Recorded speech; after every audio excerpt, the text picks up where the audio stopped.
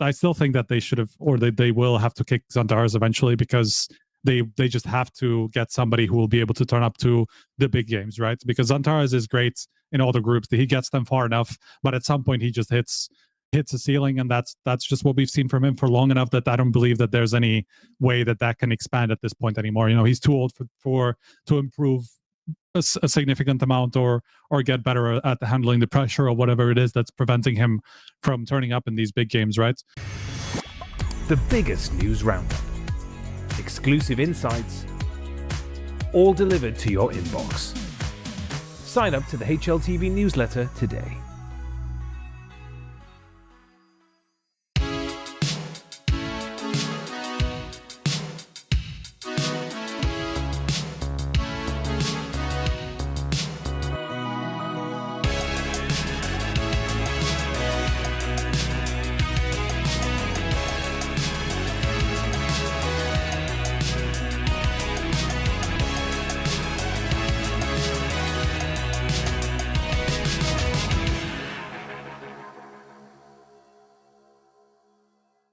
Ladies and gentlemen, boys and girls, Counter-Strike fans across the globe, welcome back to another episode of HLTV Confirmed, streamed exclusively on Kick. I want to thank our sponsors to kick off the show.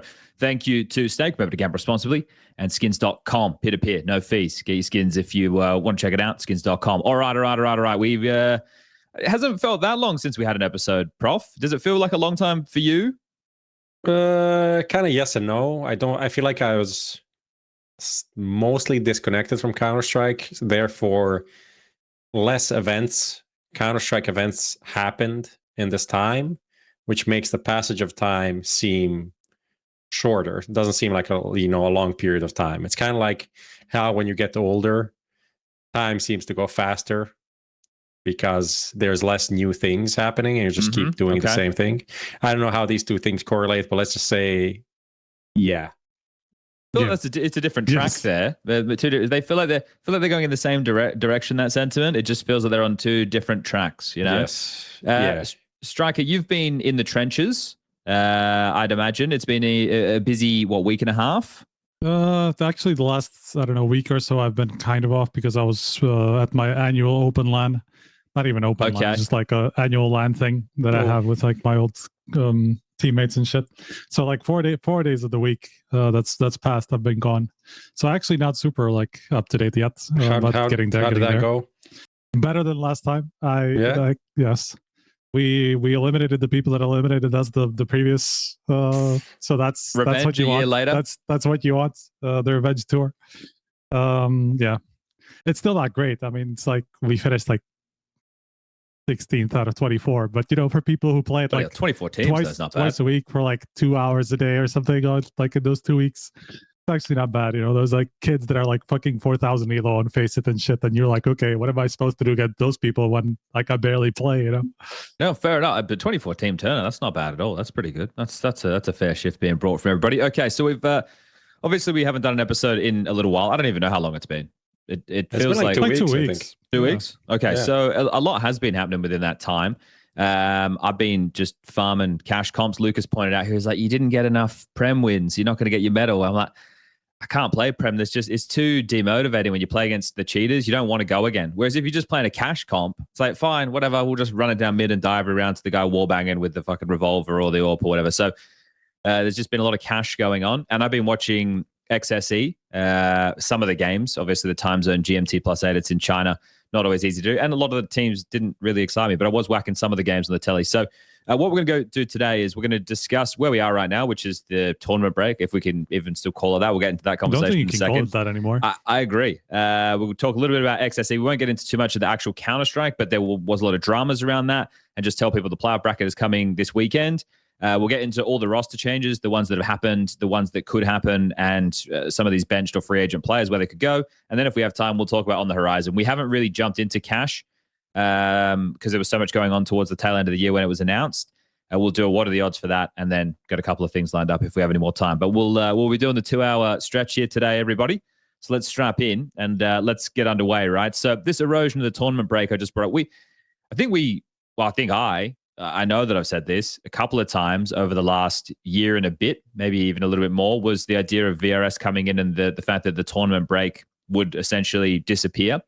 XSE was in the early stages, and it's a 2-week event, which I think baffled me. I didn't expect it to be a 2-week event, especially with what 3 to 4 days off between the end of the group stage and the start of the playoffs. So it's pretty insane right there. And then last year, for example, we had one of the, what's the fucking name? Fisher? Exactly, one of the Fisher events tack on like the final week of the player break they were in. So teams were going back early for that. This is it, right? We were calling it a tournament break because it's not a player break. Now we're not even going to call it a tournament break because there's just going to be no break. And it got me thinking, right? Like, if this is just not going to stop, which makes sense in the competitive world of all of this, do you guys think that we'll ever see the big TOs wade into this period of time? Because it was like an ESL initiative to kind of put this tournament break in place in the first place, as far as I understand, right? And now that some of these smaller names, XSE, a Fisher, next year it could be someone else. Do we just start seeing the ESLs, the PGLs, the Blasts booking events in this time period? Why not? It's summer, people are on holidays, Counter-Strike on the telly while you're having a barbecue outside. Why not? I think ultimately they're going to be forced to, right? Because if others don't respect it, then you're going to be the one who has to limit yourself, to ensure that, keeping up something that doesn't even exist anymore, right? So if there's going to be tournaments, if this keeps happening a little bit more consistently from other TOs, for some of the lower tier, I could see others following up as well. Obviously these, like the big 3 TOs, let's say they have to uphold a certain relationship with all the top teams, right? And so they have to be at least appear in kind of good standing. Yes, good standing with all the players and all the teams and all that stuff, to make sure that they're not rocking the boat too much, and so that they can keep going to their events and stuff like that. So whoever does put something in the break might end up being the TO that gets left out the next year, right? Because the other teams feel like their players need the break, and they need their break and all that stuff, right? So yes, I could see it, but it's obviously going to come with some limitations. Yeah, I think it's still a big risk. Like, we see this this tournament's $1 million, and it's in the middle of the so-called off season. It doesn't really have that great teams. Like, if FaZe made the major, what would the team list for this be? I feel like it's obviously, you don't know what kind of KPIs or whatever every TO has, where the funding is coming from and all of that. But if you have $1 million prize pool and your team list is 9Z, BetBoom, Bait, Luminosity, Perivision, FaZe, MIBR, Tyloo, is this a success or is it a failure? I would lean towards failure, especially because also how the tournament ended up going, that you get these like mid-tier teams, some higher up teams, but then you show them not much positive. So it's like, if this happens next time, will people actually be willing to come? I'm not sure. I think it just depends on where you are with VRS points, though, right? Like, yeah. And the fact that you are a team like XSE and you are getting FaZe, I understand that's the circumstance of where they're out, but that's still a big draw, right? Especially for a Chinese live audience and stuff. And I think with the big TO question is like, maybe it's like, if next year PGL and ESL have all the big teams and they have the bonuses for attendance and stuff like that, and Blast doesn't have that, then maybe Blast is a TO that can take that risk, right? Because they don't really have to maintain the relationship in the same way, and they will be relying on some other teams coming in and kind of the teams fighting for the VRS, and also maybe avoid some of the clashes with PGL, because PGL maybe got these prime spots now for the top teams, so they need to go outside of that and find other slots around the calendar, and that could be one. For me, it's gonna start asking the broader question of how this is going to change the way that things function, because we've had this tournament break for a long period of time now. How many years would you say this has been? You mentioned like an ESL, like it was kind of, but I think what solidified it was the CSPPA, right? That's when the players actually united to some degree over certain causes. And I think that the one thing that was actually that affected the ecosystem was the tournament break, that they wrote on a website and put out a tweet, and it's like, this is a tournament break, and everyone kind of respected that plus minus, a few days here or there. But overall, that was understood as like, okay, let's not fuck with that. But then when that went away, VRS obviously being more important. So even before that, tournaments still happened in the breaks, right? Like Gambit youngsters when they sure, were but there was no incentive to go if you were one of these top teams. Now there might be, right? Yeah, I mean, that's a huge incentive, if anything. Yeah. It kind of worked the same way, just like HLTV ranking. Like people grinded HLTV ranking, but that ranking wasn't that important or something, right? Yeah, and also wasn't that, how to say, fast to adjust. So you couldn't really come from like number 30 to number 9 over 2 tournaments. That was impossible because it worked differently. But like Gambit youngsters, when they broke out, was a summer of them playing everything while everyone's on break, then getting into the invite range, and then powering off from there. So the concept of people playing through the break is not new, and it's not necessarily bad, in my opinion, but it's just about the top teams. Will they? I think it should exist. I think it's good for everyone for it to exist in some shape or form. CSPPA doesn't exist, and I don't see it coming back. Players through teams have some power, but obviously that's not that simple. I was actually thinking the only way I see some fight back, like pushback from players, is, you can tell me how stupid this idea is, if a few of the top player agencies came together and said, our players will not be playing these dates, and together create like a pseudo CSPPA.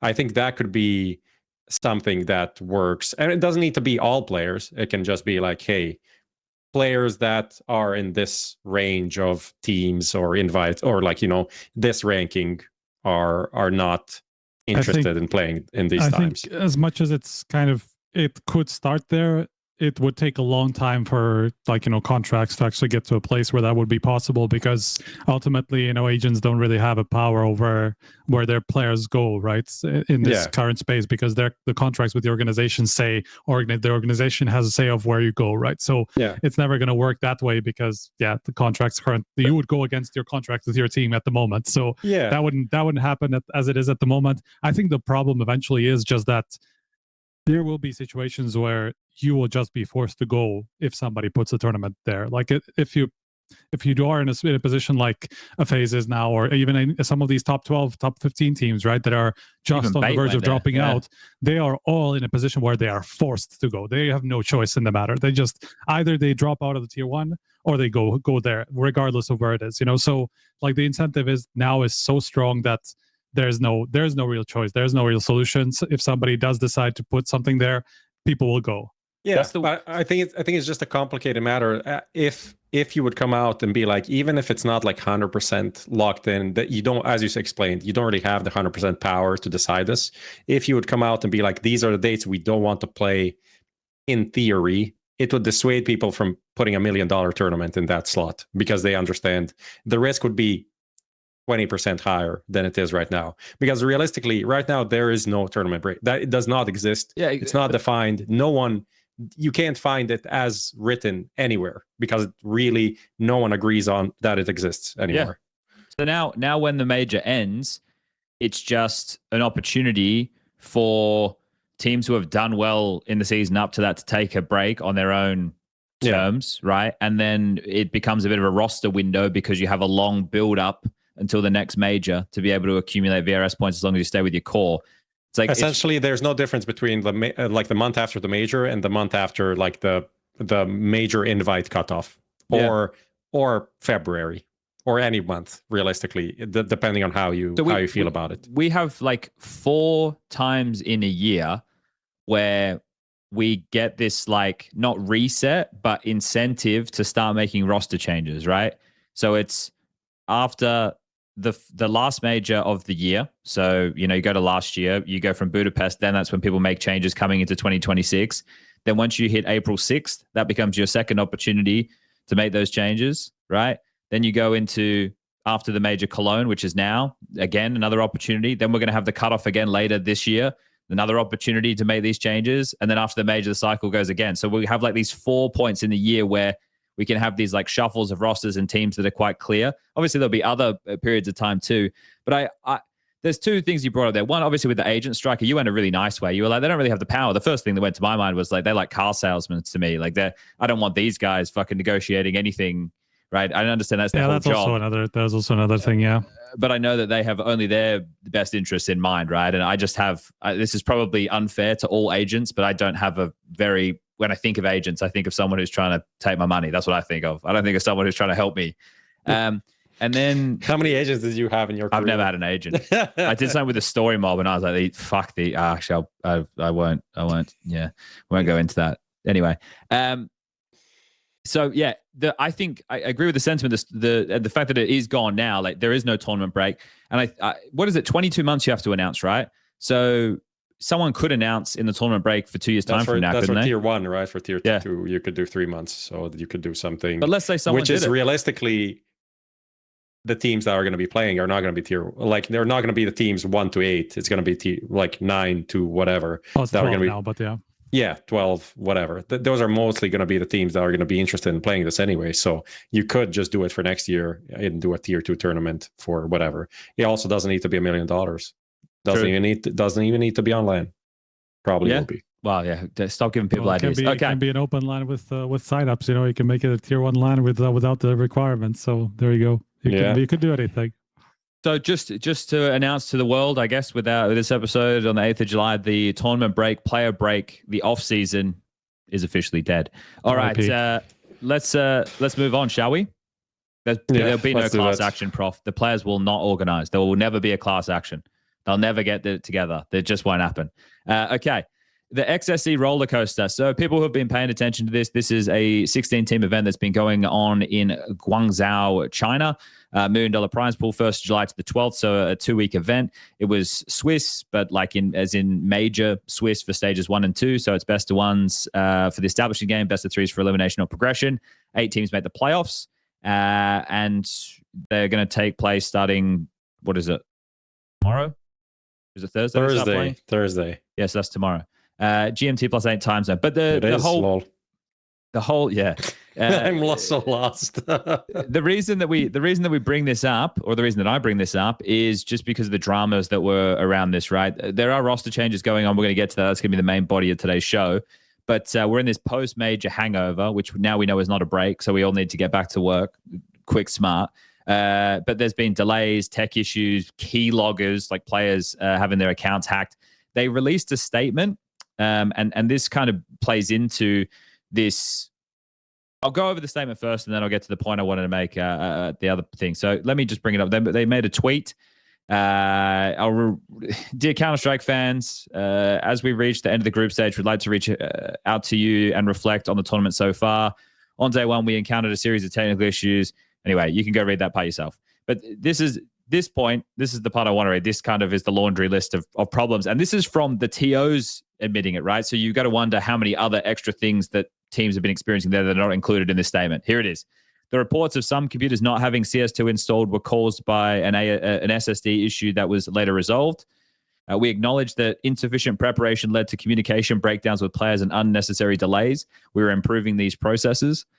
A player's hacked Steam account has been fully recovered with all inventory intact. The affected systems were wiped and reinstalled. Additional training room PCs have been replaced, and the leader admin responsible has been dismissed. I haven't heard of that one before. The desks we used couldn't sufficiently accommodate players with extremely forward arm positions. I imagine that was 9Z. This issue is now resolved. Great. We've got a good desk now. The subpar quality. Maybe they just gave desks to that specific person, whoever had the problem. Or they just put extenders on the desk. The subpar quality of the English broadcast stemmed from day 1 technical issues and has since been addressed. And the volunteer recruitment screenshots circulating online were not officially posted by XSE. Our production staff are fully employed under paid labor agreements, while volunteers assist only with peripheral event operations. So that's the statement they put out. But otherwise, it seems like it's been a bit of a shit show. And the reason that I think this is important to tack on to the tournament break conversation we had is this is another one of these cautionary tales that unfortunately you don't really have any choice with if you're a team in the modern era, right? Like we said that you have to vote with your feet. Well, if you need to get the VRS points and there's a tournament that's putting up $1 million and you want to go get those points so you're in the tier 1 bubble, you take this time, you give it a go, and it's just a shit show. So it's another cautionary tale that I don't know how we fix. Like, it's just, oh, here's a problem. Welcome. Here you go, guys. Here you go. I'm giving you a problem. I don't know how we fix it, but here's a problem. Don't suck. It's hard to run events, though. Like, be good. The keylogger stuff is bad, right? No, that's really pretty bad. rough. That's rough. Yeah. Running an event is really hard, right? Like, the fact that anyone thinks they can just put on an event, and I don't know if these guys are just anybody, right? But when people see a delay with a PGL, a blast, or an ESL, anything of this nature, at least not internationally before, right? Like they've been running things in China, but I heard, there were like problems even with the local events that they were running beforehand, right? So it's not exactly a proven company, right? So, but that's kind of what you have to accept if you're a team that's coming to a lot of these events. I mean, we had the same thing with like some of the stuff that was happening with the Mongolian TO, for example, that also had like half of it was running like delayed and all these things. Like anytime that it's somebody who's not a regular tier 1 operator is going to run into these problems because they don't have the experience, they don't have the people with experience, they don't have the resources probably to have the amount of people that they need or the amount of qualified people that they need, to be able to run it. There's not even enough qualified people in the world to run as many tournaments as we have at the moment because, it's just the space that we're in. So like you have to accept at some point with the increasing scale of the esports, there's going to be tournaments like this, right? And you just have to go in knowing that there's a very good chance that could happen. Is that a great thing? No. Is that ideal? Obviously not.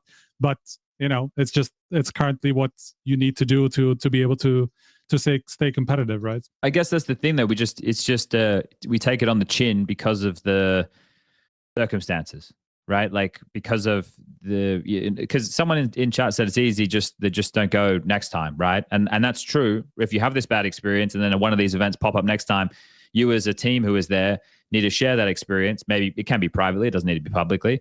And then you yourself, if you're in a position to go, you should opt not to go unless you have some form of insurances that things are going to be better. And even then, how are you really meant to put too much stock in it, right? But I think that's it. You just have to cop this one on the chin, and these are going to pop up every now and again, and we're going to have these nightmare events. Whereas like this for me is of a different scale than like a Draculan, right? Like this. I mean, Draculan also had their event now, right? The June 23rd to June 28th was Super Draculan. 150K prize pool. So, and it had like team-wise much worse teams, obviously, because much worse prize pool. But was it better to go to this one? Who knows? Maybe in the future that's the decision some people make. I'd be interested to know the level of hospitality here as well, because normally when you go for a perfect world or you go for not a third party, but like a premium tier TO to China, you have the best hospitality possible. Like China is like a place where the hotels are out of this world and everything. So I wonder what the hospitality is like from this angle too. I don't want to beat a dead horse or anything on these guys. It's been bad. No idea. Yeah, but yeah. Okay, well, not too much we really have to say about this one. Just if people want to watch the Counter-Strike kicks off tomorrow, cop this, guys, right? So I was just taking a look earlier at the maps played at the event. I was like, I'm pretty sure the Captures only played twice because I watched them both. They're both eyeballers games. The most played map is Ancient at 18. The next closest in the entire thing is Mirage on 9. Ancient was hardly played in the major. Which is, and this event was just a couple weeks. It's just like the teams, like, because obviously a lot of the top teams, Aurora, Furia, Vitality, all ban Ancient. So in a lot of the better head-to-heads, we never even get to see it, right? Yeah. Anyway, I just thought that was a fun little tidbit. But if people want to tune in, so it's tomorrow. The matches are kicking off as far as EU time is concerned at 9 a.m. Tomorrow will be Tyloo 9Z, and it'll be followed by Alliance versus Nemesis. On Friday, it's Paravision versus Big, and then FaZe taking on BetBoom. So 9 and 12:40 if the start times are accurate. Okay, should we get into the fun stuff? Should we get into the... Oh, there was one last thing I wanted to get your guys' opinion on. ESL rule book update. Very controversial topic. So I saw controversial topic taken out of context. It's great. This is perfect for us.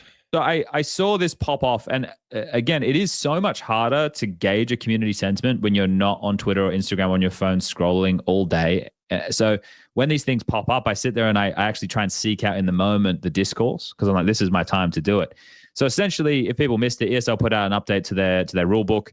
The problem here being 2.3 from this. It's a pro.esogaming.com. You can find it under the Counter-Strike EPT stuff. But anyway, the rulebook change log, the one that's caused concern is added 2.3 internal team communications during a live match to clarify applicability of the code of conduct. Okay. Anyway, if you do what I did, which is download the rulebook and take a look, this is what it means. Communications between members of the same team during a live match remain subject to this rulebook. The private nature of team communications does not exempt participants from the standards of conduct set out herein. Hate speech or discriminatory language of any kind is strictly prohibited in internal team communications. Participants who engage in such conduct may be subject to penalties at the discretion of tournament officials, including warnings, fines, or further disciplinary action. I would assume that this update from ESL has come after the MPL. That's the assumption, yeah. Yeah. Now, we don't need to necessarily talk exactly about what MPL said. It's more about Really? this ruling coming in. And I was reading a lot of people don't like it. They're saying we're not Valorant. They're saying, you know, this isn't Counter-Strike. Did you see this take, Prof? I have. So this is my opinion. I think I disagree with the idea. In theory, I disagree with it. But in reality, there's no other way around it. So first to explain what this means, people are like, you can't trash talk. This is not about trash talking. The NPL thing was him using a slur, which is questionably, it sounds much worse in English than it is in Eastern Europe, since it's the same word in Croatian. And it definitely doesn't have the same, it's not judged the same here as it is over there for different reasons. I just want to add that context. So he used this word about the player on the other team, but only on TeamSpeak. He said it for himself. He wasn't and for standing his up and yelling at across he the room. He said it for him. So it has nothing to do with trash talk, because this is not something the other team can hear at all. He didn't say it. He didn't go up and yell it to the other team. So the whole idea is you can trash talk. This has nothing to do with this. This is literally about communication within the team. And the problem arises that stuff like this can get picked up by a plethora of microphones, cameras, video equipment. Which it did. That's so essentially anything you say to your team can be picked up by either ESL or anyone else that is near the stage or near. There's different outlets, media, including HLTV, that are there, but not just us, that can record something like this. So in reality, you cannot just ignore anything that's being said on TeamSpeak, because that stuff can and will, as has been proven, go out into the public. And when that happens, we saw the shit that followed, as in he can't be calling this player this, he can't say this. And then there was a reaction. I'm pretty sure he got fined or penalized in some way for that. But the rulebook didn't really reflect that. Maybe it didn't, because the rulebook didn't reflect that, right? It's anyway. It puts the TO in a stupid situation where this is, if this they can't stop this from happening unless they have a rule in place to stop it from happening. I would be surprised if they find him without a rule in place. Yeah, same. I will take a look later. So essentially, I think it's stupid that you cannot freely speak in your own TeamSpeak to say whatever the fuck you want, because in the whatever, I don't feel like you should be actively censoring yourself and thinking oh, this can be taken out of context, or this can be interpreted, or in my country this is fine, but some other country think that's not fine. Different context.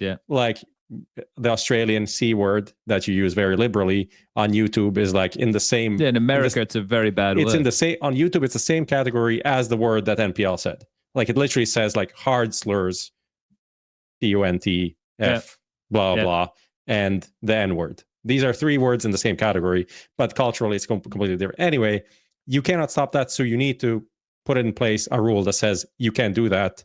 Otherwise, we all look bad. And that's why it kind of sucks, but I think it's the only solution that you can really have. Yeah. What do you think, Strago? I think people, a lot of people are just oh, we can't have people saying fuck on camera anymore. I'm just read the definition of hate speech, and I'll just read it out to people who think this way, right? Hate speech is any communication, including speech, writing, or behavior that attacks, demeans, or incites hatred and violence against an individual or group based on protected characteristics like race, religion, ethnicity, gender, or sexual orientation. Sexual orientation being obviously what happened with the MPL thing is how it's being perceived, right? But it's not just telling another player to fuck off or just whatever to go fuck his mom or whatever like that. You can still say that. That doesn't constitute hate speech or discrimination. It has nothing to do with it. That is just general whatever offensive remark or whatever you would want to call it. But that's not what the rule is against. The rule is against like specific terminology that people use to against people who like of a different race, religion, ethnicity, sexual orientation, gender, all that stuff, right? That's a very specific area of language that we're talking about, not just general remarks, right? So it's just people thinking this way did not even like consider that could not be a possibility, right? So generally, I agree with what Prof said, though, which is that, in your internal communications, like, if a football player said this in the locker room, nobody would ever say anything, right? But if a football player said it on the pitch, that would be a problem, right? And it's the same thing in a lot of different sports where you can get picked up. Obviously, there's got to be some rules around it because, it makes the sport look bad. It makes the broadcast look bad, organizers, whatever it is. Obviously, people don't want that to go out anywhere into the public. You can make an argument that maybe communications shouldn't go out into the public in any way, but if you're in the tournament area, it just will happen. You can't do anything against that. But Prof was talking about it. It's not even just about the broadcast having like the mid, after round ends, like you just hear briefly like some sort of a nice or whatever like that, and like it can be used in that context, right? But it's not just the broadcast. It is a lot of other stuff where it can come through as well. So like as much as I get the people who are like, oh, we wanted to use private team communications for entertainment, no, but now we can't because people say this. I'm like, yes and no. It's not just as black and white as you're trying to make it out to be. So I completely understand the need for the rule, to make sure that some of these things don't go out into the ether and people just think like people just behave this way and Counter-Strike like all the time, right? Can I ask a ridiculous question? It Yes. just came to my mind there. If you were doing, and I just want everyone to understand this isn't related to what we're talking about for like an ESL or TO perspective. This is a question I just have for you guys as like the people who are high up at HLTV. If you did an interview with a player, right, and that player chose to use the language that we're talking about now in an interview, yeah, do you guys put that interview up? Like, we will put the interview up, but okay. So general, I don't know about that because we've never had anything quite. I know it's a crazy extreme question. I don't even know why I'm thinking it, bro. We've never had anybody say anything quite that extreme. That somebody would say the N-word in a interview or any of the other ones that people just generally like have a really big ick against, right? Our general policy is we wouldn't put it in the headline, but we would just write it out in the actual text or like in the actual transcript. With the harder ones, we would probably go and censor that at least, if not like remove it or whatever. I don't know. We would censor it probably in that case. Yeah, because I was just thinking like, live, you can't do anything. I mean, it just happens, right? I just think we start going down a road here where everyone's going to have a different perspective on this, just based on where they're from and how they've been raised, and different people. Where this starts to get a little bit worrisome from my perspective is this is at the judgment of a group of individuals.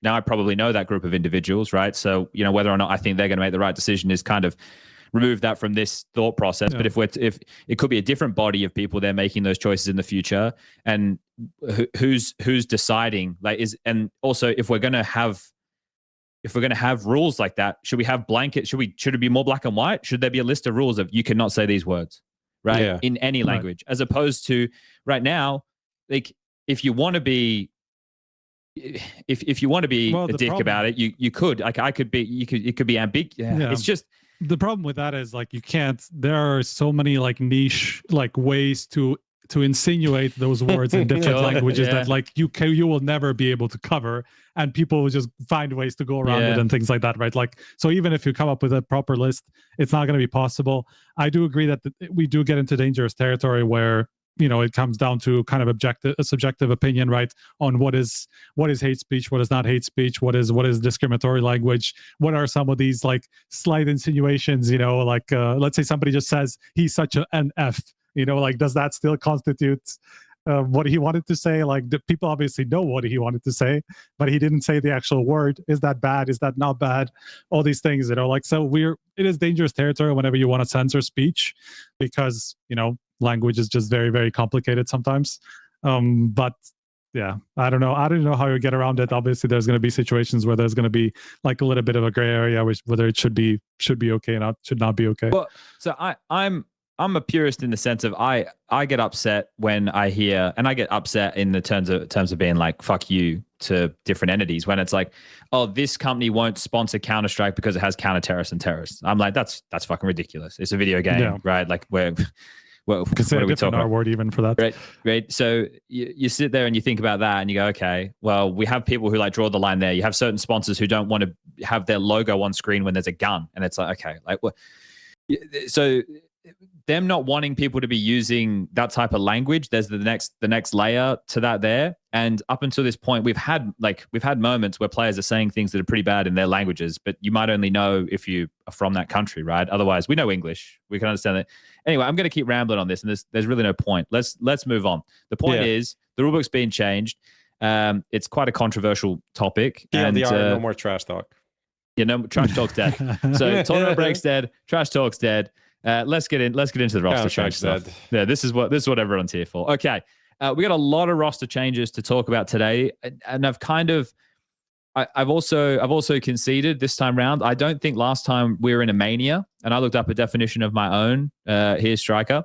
Mania is a psychological and behavioral condition characterized by abnormally elevated energy, mood, and activity levels. So I would call this one a mania. Okay, you would call this one a mania. I would call this one a mania. Yeah, there's higher activity levels. Whether or not they're activity levels that we like, well, we're going to discuss that today, but there are higher activity levels. So we're going to jump through. I've got a long list, and I put them in order for some that tie into teams who are going to be playing at XSE. I've got some that are just like the bigger orgs and the happenings there, or the not happenings, as it were. And we'll kind of prioritize these on our way down and see if we get through all of them and see what there is to discuss. So the first one that I want to talk about, can never get away from these guys, is FaZe with, I think the kids in Twitch chat are calling him Joe Biden, but it's JBOEN. They're calling him Joe Biden. They also call him JBOEN. JBOENer, yeah.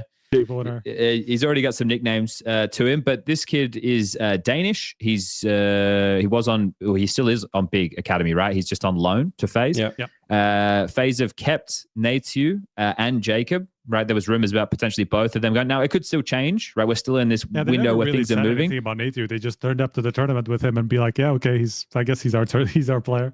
So okay.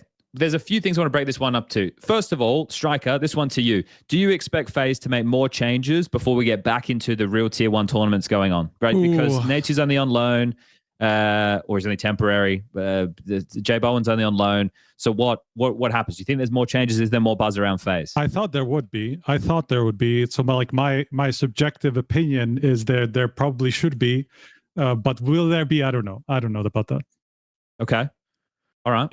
I mean, I hope so. This also means, by the way, if they now played, they played like five games. Five games, so they can 2-2. They can replace Jacob, for example.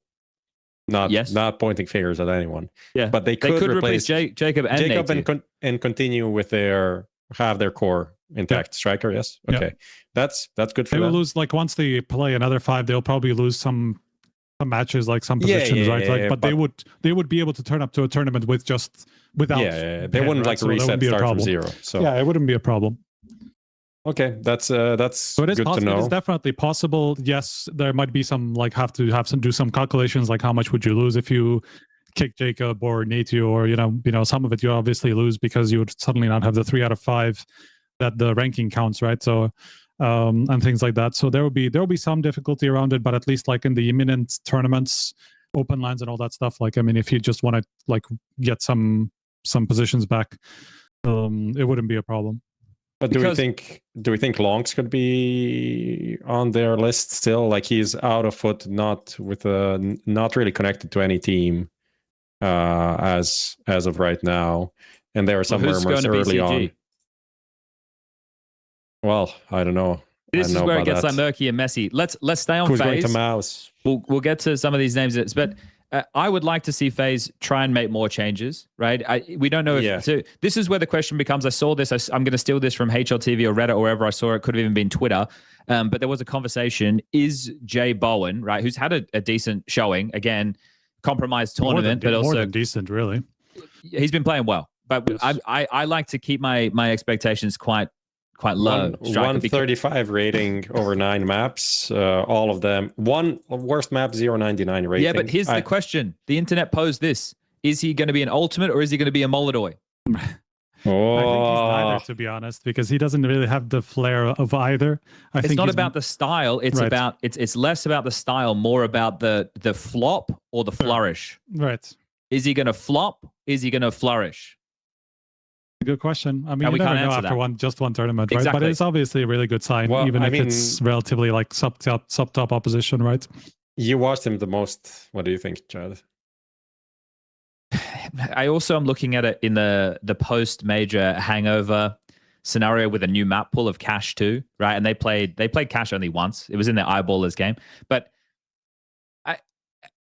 it's hard to tell with an AWPer. Because one of the things that happens when you come in, and especially at this level of competition, I think a lot of it is going to be you're allowed to quote unquote play your own game. I know that these teams have coaches and assistant coaches and everything like that, but it's not to the same level as you're an AWPer and you're going up against like a top 10 team. Like a Vitality who will just fucking know exactly what they're going because you're taking every single time. Yeah, but I guess the thing is with these guys, it's about, is the ability there? Like, is there like a foundation there? You want to see a certain level of,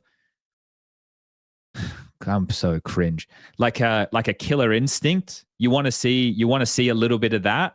And I think he's won some clutches. Like the one that he won, the 2v4 that he won on Mirage, I think it was with Twists or maybe it was with Frozen. But like that one, it's not the flashiest, but it's under pressure and you can see he's hyped about it. He looks like he gets fired up a lot, which I like. I don't know if that's going to be a good sign. Look, there's a bunch of these AWPers that come out of nowhere. They have 1 or 2 good tournaments and then they just disappear. I hope he's not one of those. Yeah. I would prefer that we have a good AWPer that can play, right? Because I'm fed up of just... So can I give you an answer? No, not really. But I liked what I'm seeing so far. It looks good. I watched a little bit back. Like I saw some YouTube videos of his POVs from some of these matches. And I just... Like I know a lot of people were kind of catching on to the fact that he was just like... in a couple of positions, he was like pushing through a smoke in like a retake situation and shit like that. But I'm like watching him, he doesn't play like that at all. Like he's very measured. He seems like more of the supportive type of AWPer, but one that's just knows in the moments like where he can make a big move, you know, things like that. He looked very decisive when he needed to be. He looked pretty cool in the clutch. He didn't go like very crazy or like try to take a lot of different peaks. He was just very methodical about how he was taking peaks and things like that. So like that's a good sign for somebody who's not really used to this kind of a level of play, right? Is he going to be able to do the same things when, as you said, you know, like Vitality, like watch 5 of his demos and he tries to play against them and he can't take any of the peaks he takes because, you know, they know exactly where he's standing all the time. He's getting flashed off from every angle or mollied off from every angle. That's always going to be a completely different scenario because that's when you can't just rely on your confidence. You just have to fall back to preparation, to like updating your game enough to be able to take different peaks or be less predictable about how you take them and all these things. It's always it's not a simple question as like, okay, this guy's had one good tournament. That means he's just the the shit. group stage as well. Yeah, exactly. Yeah, that too, right? So like the pressure, and then they never really went under like loads of pressure other than the maybe the eyeballers game that got a little bit crazy towards the end. So you never know for sure. And also the point here isn't to like undermine him and say he's not good. It's just, it's too early to tell. That's it. And there's a lot of things to factor in. But FaZe, if you look at it, if they have this 5 going forward, their average age is only 22.8. This JBOEN guy, he's not a teen. He's 20. So he's... So they went from like, weren't they like 27 before? Well, yeah, they had Carrigan and Rain, right? Yeah. And now like Twist is the oldest member at 26 or something like that. So the average age of this team is 22.8. Well, look, I hope they make more changes. I think that there could definitely be there's room to, if FaZe want to spend money for a Jacob replacement and even a Nate replacement and see if this JBOEN guy is any good. But I think they should. I would like to see them be more aggressive. Like Twist and Frozen are still in the prime of their, I'll say lives. I won't say careers because we don't know if they'll ever be back to, at least Twist will be back. But I hope so. They're only in their mid-20s. So anyway. And Frozen's still young. I mean, that's kind of crazy how long he's been around, but he's 23. Yeah. And there's a lot. That's it. It's a very young team. But anyway, that's the changes over there for now. On the other side, and this one we'll run this one. Where does broky go? So, is there any movement, Striker? This is where we tap into you around broky. Have you heard anything? Does anybody want to pick up broky? Haven't heard anything at all in that direction. That was a whole funny thing happening yesterday because FaZe did the classic goodbye broky thing where they did a video and like a post and everything like that. And we were so close to posting it as he's released. Of course, he's not. He's still under contract. He's still there. So he's not even gone to, as far as we know, he's not even gone to another team. Otherwise they probably would have announced that he's actually out and not just posted like a goodbye video, right? So that tells me that probably not, at least not for the moment, right?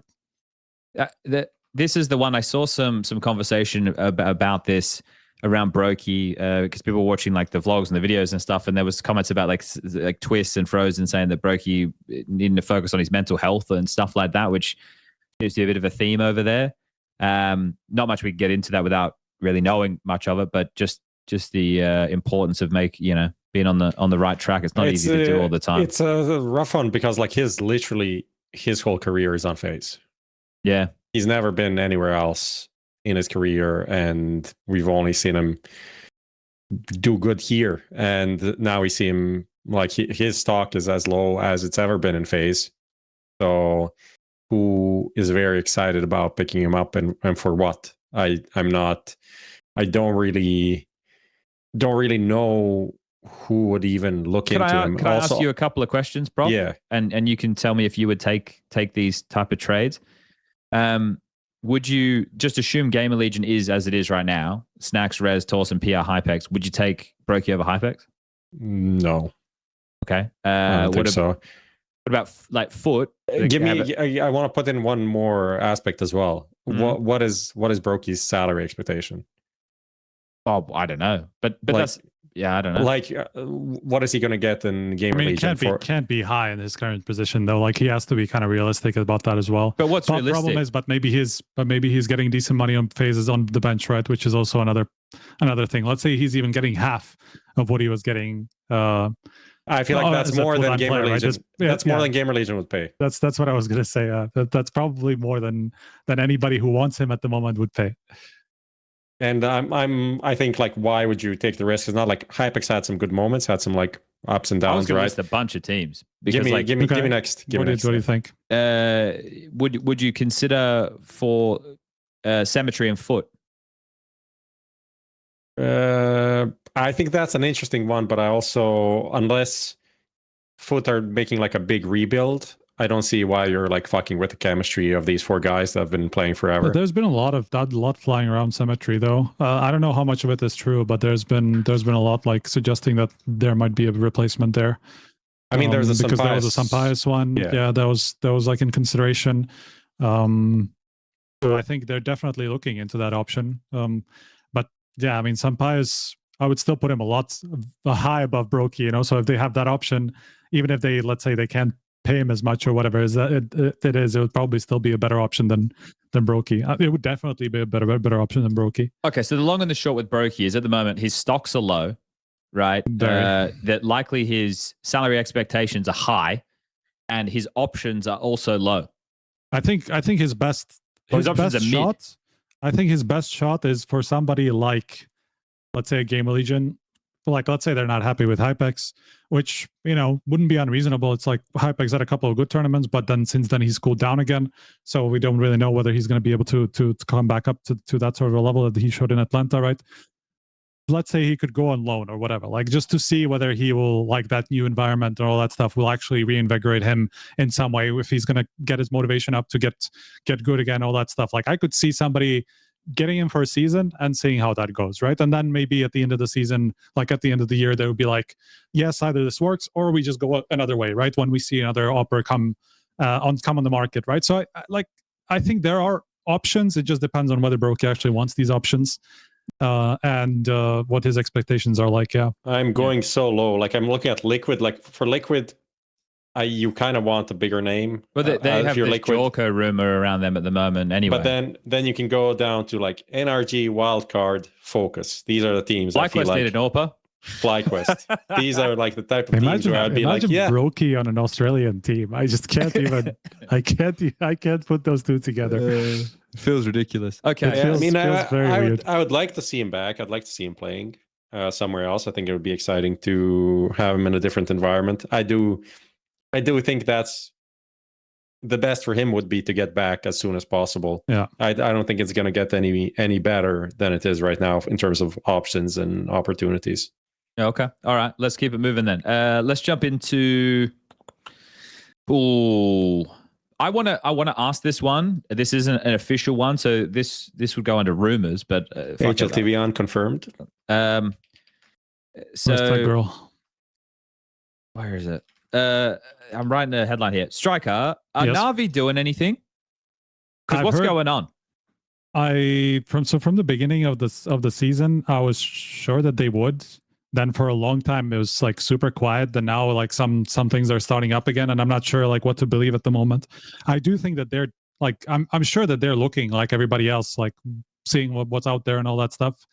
But I don't know if they're sold on anything at the moment. But at least nothing that's been obvious so far. Like I've heard everything from at the beginning of the season. They're definitely going to change at least one, if not two. They're not going to change anybody, and now back to kind of like they're considering some options, right?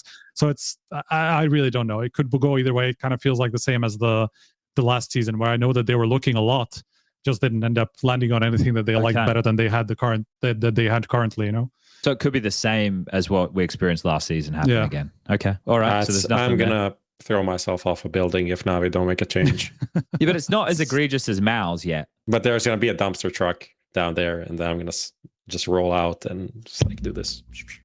That's it. If they have another season of the same, like at least NAVI won events when Vitality weren't there, though, right? So it's you can't really compare them. It's a bit harsh to compare them to MOUZ. Speaking of MOUZ, that's another rumor one. Let's go with my favorite one here. Now, Prof, this one is near and dear to your heart, and this was just announced. And it really caught us all by storm. You called me as soon as you saw it happen. We had a conference call. We brought Striker in. We basically had the whole Counter-Strike world on speed dial to discuss this because it was such breaking news that nobody knew it was going to happen, I was thinking we had to do a special episode, kind of like we did with the whole device bit, get people from Turkey, maybe call the president or whatever, get them on the phone, really just have a conversation about what went on with Aurora going international. Because guys, I can't believe this has happened. This is crazy news. I mean, to leave the Turkish fan base like that, just leave them high and dry after their best major result of all time. They could have won the major. To just go international, for me, it's such a shame. It is crazy. It is crazy to think, they go into the major, they make it in such a deep run, and then the org not happy just out of nowhere within the span of 2 weeks has already signed a coach. They got Jimmy, they got kyxsan. It all happened so quickly. I can't believe. The Ash part is the biggest surprise for me. Like, I understand the players, but like Ash, who could have seen that coming? Out of nowhere? A coach like him, like I don't even know what he can't even clean. He can't even bring tea to Fabre. Some would say. I don't know. This is what I saw on Twitter. Posted a lot. I think it was a good Turkish meme. That's a good expression. I like it, especially Turkish. And British. They're very specific about their tea and coffee. Yeah, and coffee. Yeah. This is it's a crazy move, guys. But honestly, for a second, but where are these people? Like, I just want to know what these people are saying right now, because I haven't said anything about this. I was like kind of itching to go like, so all of you Turkish people who were telling us that we're fucking idiots and all that stuff when we've been saying this for 2 months, where are you now? I didn't. My notifications are empty. That is true. That. I don't have all these things that happened. I don't even want to know. With all these things that happened, I thought that there would be something, but there's nothing, which is not a surprise at all. It's not a surprise because like I've been doing a lot of thinking about this. The word fan, it's from Fnatic. not the True. team. And Fnatic Just the is dog word. shit. And these people act fanatical for no reason, but that is what they're called. So I guess it makes sense. Sort of the Makes thing, a lot yeah. of sense. Makes a lot of It sense. makes a lot of sense. Let's be serious about this one. Well, Obviously, the change finally it's finally out there, so we can talk about it as it is, as a matter of factly as possible. I obviously coach came in, IGL change makes sense. I think Aurora did a really good job of like picking up pieces that were available, and you know why they're able to do this? Because they decided to make this change 3-4 months ago, and they're looking into options for 3-4 months, and regardless of the result, unless if they fucking won the major or some shit, Even then, they are probably were making these changes because realistically, this was the peak of what they could have achieved, and they achieved that, but they want to do something different. And the fact you get kyxsan, you get Jimmy in this offseason when NAVI is supposed to be doing changes, right? Why maybe these are players that would probably go to NAVI if they weren't approached by a team like Aurora on time and been given some maybe guarantees or options, or like started the negotiations earlier than some other teams. So I think they did a really, really good offseason in terms of the players that they picked up. Will this team be instantly successful? I don't think so. I definitely think it will take some time to make this unit work, and maybe it's going to need more changes. But I think in terms of just raw talent that they managed to pick up, I think these are really, really exciting, solid players.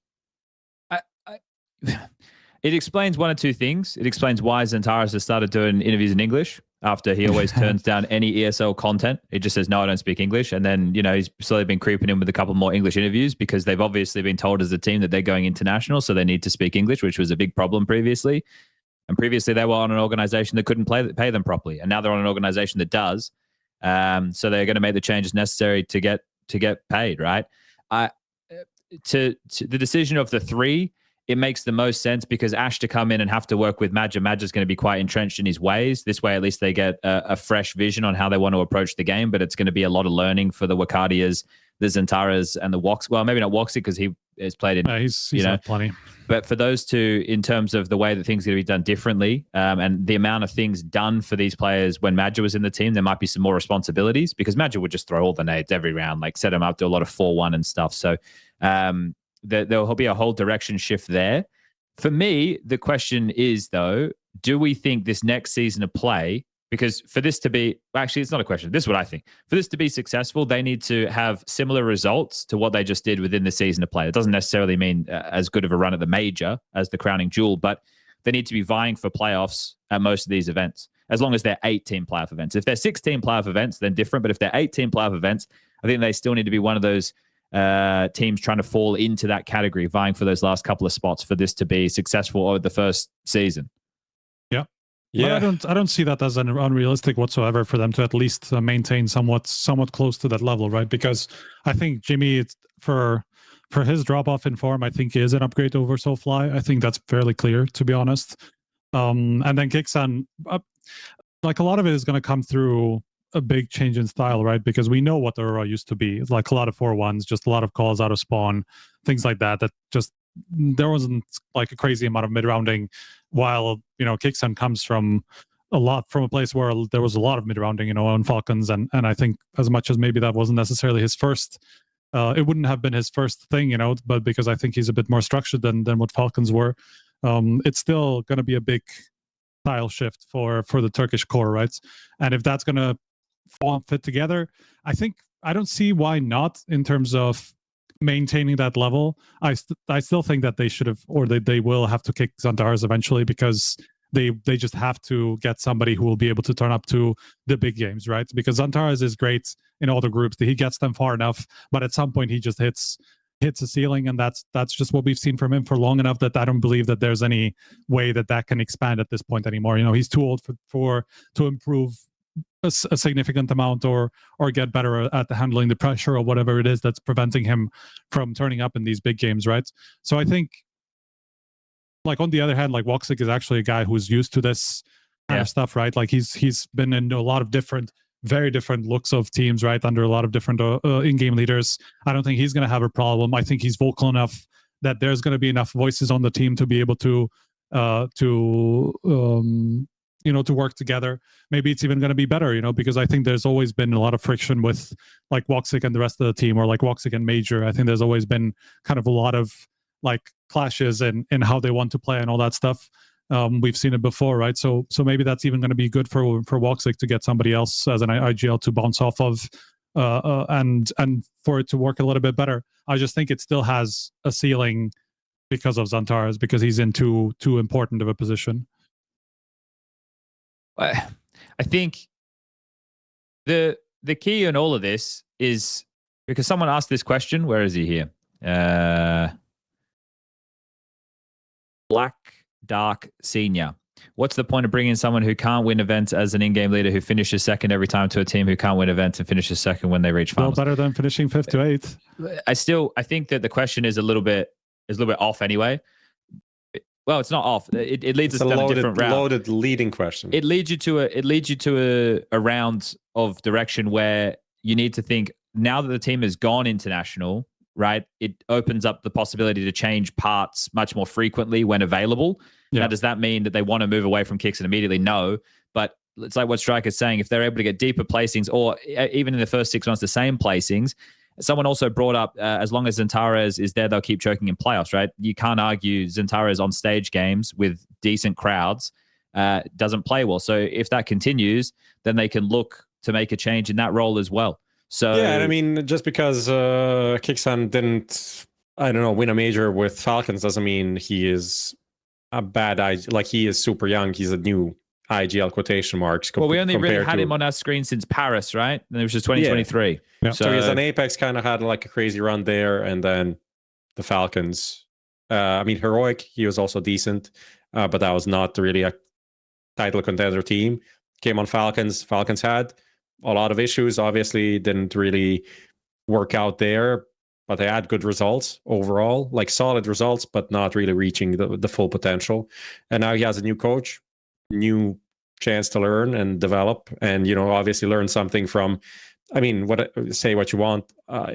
He left Falcons and was very unhappy how that happened. You learn something from that, right? Sure. Whatever the problems were, or whatever Falcons told him, like, these are the reasons why we don't want to continue. He must have learned something from that, because you do learn more from failures than success.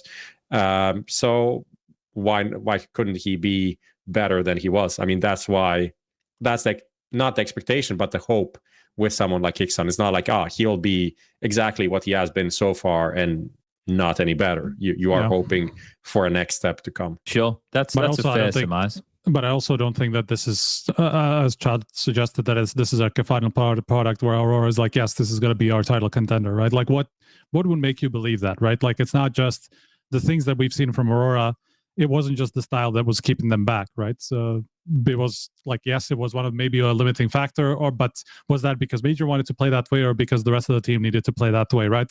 Because there's been kind of Major suggested that like that's the style he has to play with the pieces he has, right? Right? Yeah, he's said that before, right? And is Jimmy like the Jimmy changes that enough for that style for everybody to suddenly be able to play a different style? I don't know about that. Like, of course he's a bit more experienced, and he's going to be better at his positions than soulfly, as they were more stable and all that stuff. But he's not the cornerstone of this lineup. He's there as the 5th player, as the 5th piece, who's going to be keeping the sides solid, right? But he's not going to be the one dictating a lot of the play, because that's going to be exactly the Turkish core that's going to be doing that, right? With kyxsan as the IGL, who are in all the, like, let's say, active positions, right? Because Wikadia is kind of the more active lurker side. XANTARES and Woxic are obviously the aggressive pieces on this roster, not aggressive pieces, but like the pack pieces of this roster, right? So like Jimmy is just somebody to round it all out. He's not going to be the one who suddenly takes them from a playoff contender to a title contender. Signing. Exactly. Yeah. That's an AWPA or a star rifler, right? Well, I don't see how this is suddenly going to make Aurora a title contender, and I don't see how Aurora would believe that this would be enough to take them to a title contender, unless they somehow think that kyxsan is going to be able to get more out of XANTARES in these big games than Major did. And why would make you believe that? It comes down, right? They had to keep 3, right? And if you're bringing in Jimmy, exactly, right, that's it. So It could just be like they keep this for the next 3 months or whatever it is, like, and before and in the lead up. Do you to reckon that aggressive? They would. I don't know about that. I'm just saying, like, it's a possibility, right? That they could be thinking this way, right? Like, let's say these next 3 months, we just want to get as good results as possible so that we can make another change, because that's what's going to take us to the next level, right? Let's say they get a really good opener in place of XANTARES, right? That could show up in these big games, because that's, frankly, that's what Aurora have been missing for the longest time, for somebody to take them past these key games, because he hasn't, and Woxy hasn't been able to do that because he can't do it enough, waves. like on his own. Yeah, Locadia could still level up. I think he's still got more to give. He's very good, but he still has more to give. But Jimmy's also not been a guy we know for big game play, right? Like, if anything, MOUZ, the entire MOUZ team has been, they've been plagued with that from the beginning, right? I think my biggest disappointment about this is we just kind of have another international team now, which is, it's bad from the standpoint of, because I was the guy waving the flag for the national teams before Launders came and made it a whole racist bit, right? Like that, because I was doing the bet with you and Pimp about how I think that the communication, while I'm stumbling on my communication, is such a key factor in Counter-Strike teams. So it's not that angle, but it's the angle of losing a team that you can get behind because they're the best team from this country and they already have like a fanfare and a fan base because of that. With these international teams, what people latch onto is personalities, right? Whether or not people like the Falcons logo, they definitely like Nico, they like Carrigan, they like Monacy, they like Kiyasuke, Vitality. Even though people want to boo Apex, they like him as a personality. You like his IWs, so these international teams have figures that people get behind as well as the org and their success.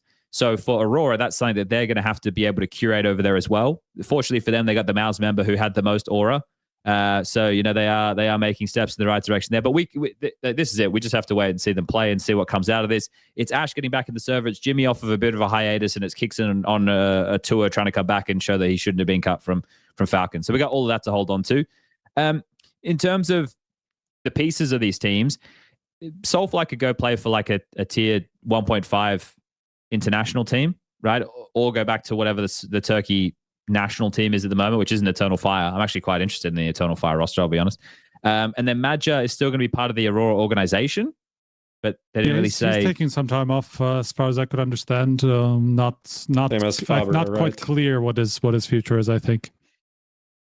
So you said the coach as well, Prof? Yeah, it's like a time off thingy. So I mean, that's how this started, apparently, right? That Fabre asked to take time off or to leave or whatever it is a few months ago, and that's where they started these talks with Ash, right? And to that's kind of what kickstarted this transition to an international team, really. Okay, well, let's we can jump past this because there's not too much to really get excited about there. I just closed the fucking window. Lucas, are you here? Did I close the video window? No, it's still there. Good. No, I lost still it. Lost it on my tabs. I didn't do top comment, and we haven't done Skinionaire yet. Oh. So let's do Skinionaire now. We'll do top comment a little bit later. We have a lot more roster stuff to talk. You good? I don't know if he's good. He's struggling. He's struggling over there. All right, we're all struggling a little bit. But either way, let's get into Who Wants to Be a Skinionaire, brought to you by skins.com. Peer-to-peer, no fees. Check them out if you're in the market for some skins. Now, this is going to be 5 questions, multiple choice. The reason we're doing it now is because it's about things that are happening with these roster changes. So before we go through too many of them, they will be light and fluffy with this. We're not going to do anything too crazy, serious, and in-depth, and then we'll just get back into the conversation about the rosters, the changes, what we've heard, what we think. So let's jump into this, shall we? Prof and Striker, the two of you can answer these together. What is this?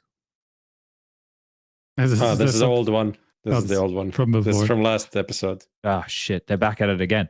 Yeah, they're quick around there. They don't mess about. Okay. So, guys, these questions, a lot of them are like... No. A lot of these questions, they're of like smaller or obscure teams, and a lot of them are like, which one of these is not or has not, right? As opposed, so, we've gone with a little bit of a different framing there. Okay, so everybody, you need to type, it's skins.com, right? Skins.com. Skins.com. C-O-M. Yeah, SKINSCOM in chat. That's your raffle ticket. And away we go. Someone wants me to reply to them on Grindr. Shit. All right. Maybe somebody's Using my pictures, I guess. Using your identity. Yeah, maybe. Okay. All right, question number 1. Let's get into this, shall we? I'll start fucking waffling. I can't fucking read this shit. Which of these Portuguese riflers will not be a member of the new SAW roster? Is it Aras, Gilles, or Ujerks? Agile. B. He's just benched on Thieves. No new. Locking in Agile. Correct answer is Agile. Okay, 1 from 1. See, Strike, when I messaged you and I was like, Story, Muteris, Ujerks, Aras, Agile, like I was kind of joking, but it's because like I'd heard that Story was on the way out the door over there at FlyQuest. Everybody was out at the exact same time. Yeah. It all panned out. And where's Crazy? Is Crazy not a part of this, huh? What happened to Crazy? No, Crazy is a part of this. Oh, that's right. It's him and Nope J or whatever that's it's right. called. By the way, Agile and who was the other one? Just one second. Yeah. Wait, is also not there, by the way. Wait, did I fuck up the roster that bad? So it's instead of Aras and Agile is Nope and Crazy. Oh fuck! I thought Aras is that fucking OG, isn't he? He's benched. I fucked it up. All right. Well, either way, it's hard to follow these guys. It's hard to follow them. Yeah, they've been around. I just wanted to bring this up whenever people talk shit about like, oh my god, you said something and the guy said it's not true. He was trolling here, obviously, but it's still funny. It's still funny to point out because people think whatever a player says is always correct. Where are we looking? Is this fan in chat? It's Roman on Twitter. It's on the preview. So lost. My tabs are everywhere right now. Locked in talks with former quartet. He just retweets with fake news. So that's it. We can move on. I see the point. What Prof's saying is don't believe everything you read on the internet. That's what Prof's saying. That's what he's saying right there, everybody. Unless it's on HLTV.org. Yeah. And not on this podcast either. Because when you hear crazy rumors and you bring them to the show and you say, I think this is a crazy rumor, but I'm still going to say it anyway, even though I'm laughing while I'm saying it. And I say that Molody and Alexi are going to join Aurora and all hell breaks loose. And even I'm saying that it's crazy and I don't believe it. And it ended up being like 50% Somebody could correct. say fake news. Some people could say fake news. Okay. Fuck, I'm so sidetracked right now. Well, we're 1 from 1, even though the question was wrong. I did it last night in bed while I couldn't sleep. Question number 2. All right. Out of these names, who was not removed from Eternal Fire? Demka, Waro2K, or Rigon? This one's a little bit of a trick. Oh my god. A little bit of a trick. Where was Rigon? Was he on Eternal Fire or was he somewhere else? No, he was there. All 3 were there at some point. Who was not removed? Does that mean someone was just left on his own? I feel like none of these guys are now are in Eternal Fire now, so I don't know what. This is a demonic question. I literally have no idea.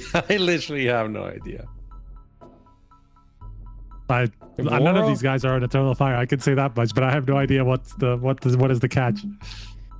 Any hints on the catch? Striker's right. They were all on Eternal Fire, and they're not there anymore. And one of them is still on Eternal Fire technically. Oh, but he's not playing. like just benched. I don't know which one of them. Demka, I think. Yeah, fucking go for that. Just go Demka. Looking in Demka. Correct answer is Waro2K. This is on your website, guys. It says Waro's benched and Rigon and Demka are not benched, which would have me believe they're free agents. If your website is to be believed. That's and fucking diabolical. If it's on your website, it's real. So that's got to be real. That's true. All right, question number 3. Not even on the front page anymore. I don't know. I was on vacation, bro. I didn't open HLTV for 2 weeks. Which of these countries? Yeah. Except when I was trying to check the World Cup scores, and I would muscle memory write HLTV.org because that's where the scores are. That's where the scores are. Which of these countries does Phantom, which is a team, not have players from? Denmark, Poland, or Lithuania? They have Denmark, so it's so they have Nikodas. Yes, Phantom is a Polish org. They must have. Didn't they get Seot? Or was that a different fucking team? I think it must be Lithuania then. Let's go for that. Phantom is a Polish team, so I would imagine they have some Polish. There has to be some. Yeah, let's go for Lithuania. Locking in Lithuania. Correct answer is. All right, 2 out of 3. We can Is it so Tails? random. It was so Tails in this team random. now or no? Yeah, he is. He is. Okay. Yeah, so not random. crazy. I thought it was a bait again. Most of them feel that way. All right, let's go question number 4. We can still get the $15 skin. Which one of these AWPers had the highest rating in the first season of 2026? Youngster, SunPayus, or broky? SunPayus. Locking in SunPayus. Correct answer 100%. is There's no chance. SunPayus. And Okay. Youngster just beat out broky. Yeah. So, That was a big gap even. Like SunPayus wasn't actually doing as badly as people were saying. yeah. Oh, well, we'll talk about him in a minute. All right, question number 5. This wants to be a Skinionaire presented by skins.com. Which one of these legendary Astralis players haven't had an in-game leader stint? Device, Magisk, or Dupree? Dupree. Looking Dupree, correct answer is. He's told me once that he will never do it in like an interview or something, I remember. All right, 4 out of 5. That's a $15 skin to one lucky winner in Kick Chat right now. So these were obviously more of the obscure teams or lesser focused teams. We are rolling right now. Lucas will draw the winner, and the winner is Acid Fade, which is either a haircut or a knife. I wouldn't have a haircut with Acid, though. So Acid Fade. Talk to Lucas in Kick Chat. Our people will reach out to your people, and we'll get you that skin sorted ASAP. Congratulations, Mr. Acid Fade. Okay, let's keep trucking along back into the roster shenanigans. Do you want to do a little ad break and then continue? Oh, yeah, we can do. Lucas, let's run an ad break. We'll be right back. It's only quick. Want to hear what the pros have to say? They're gonna see big things from this kid. HLTV interviews on the go as they happen. Follow HLTV on Spotify.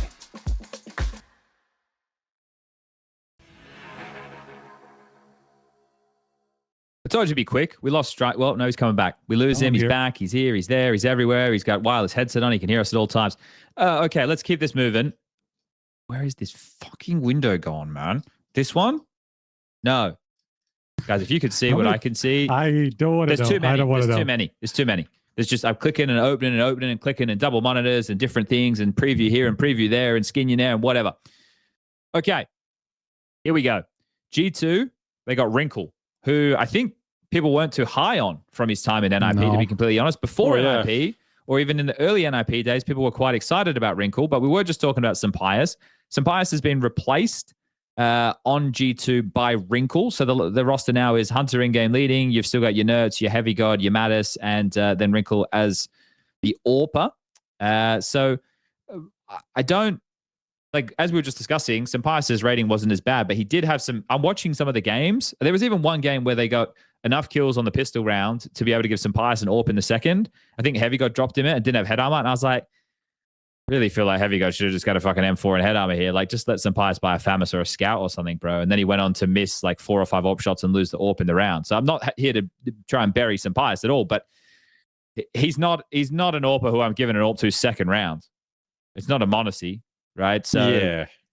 But either way, what do we think of this r1nkle change? Does it excite us? Because as mentioned, he was exciting once upon a time, but he hasn't been exciting throughout his NIP. The devil's advocate in me is trying to figure out what Saw is thinking, because like everybody else, I feel like it's kind of a side grade, if not even downgrade to a certain degree, because I think SunPayus at his best was better than r1nkle, what we've seen so far.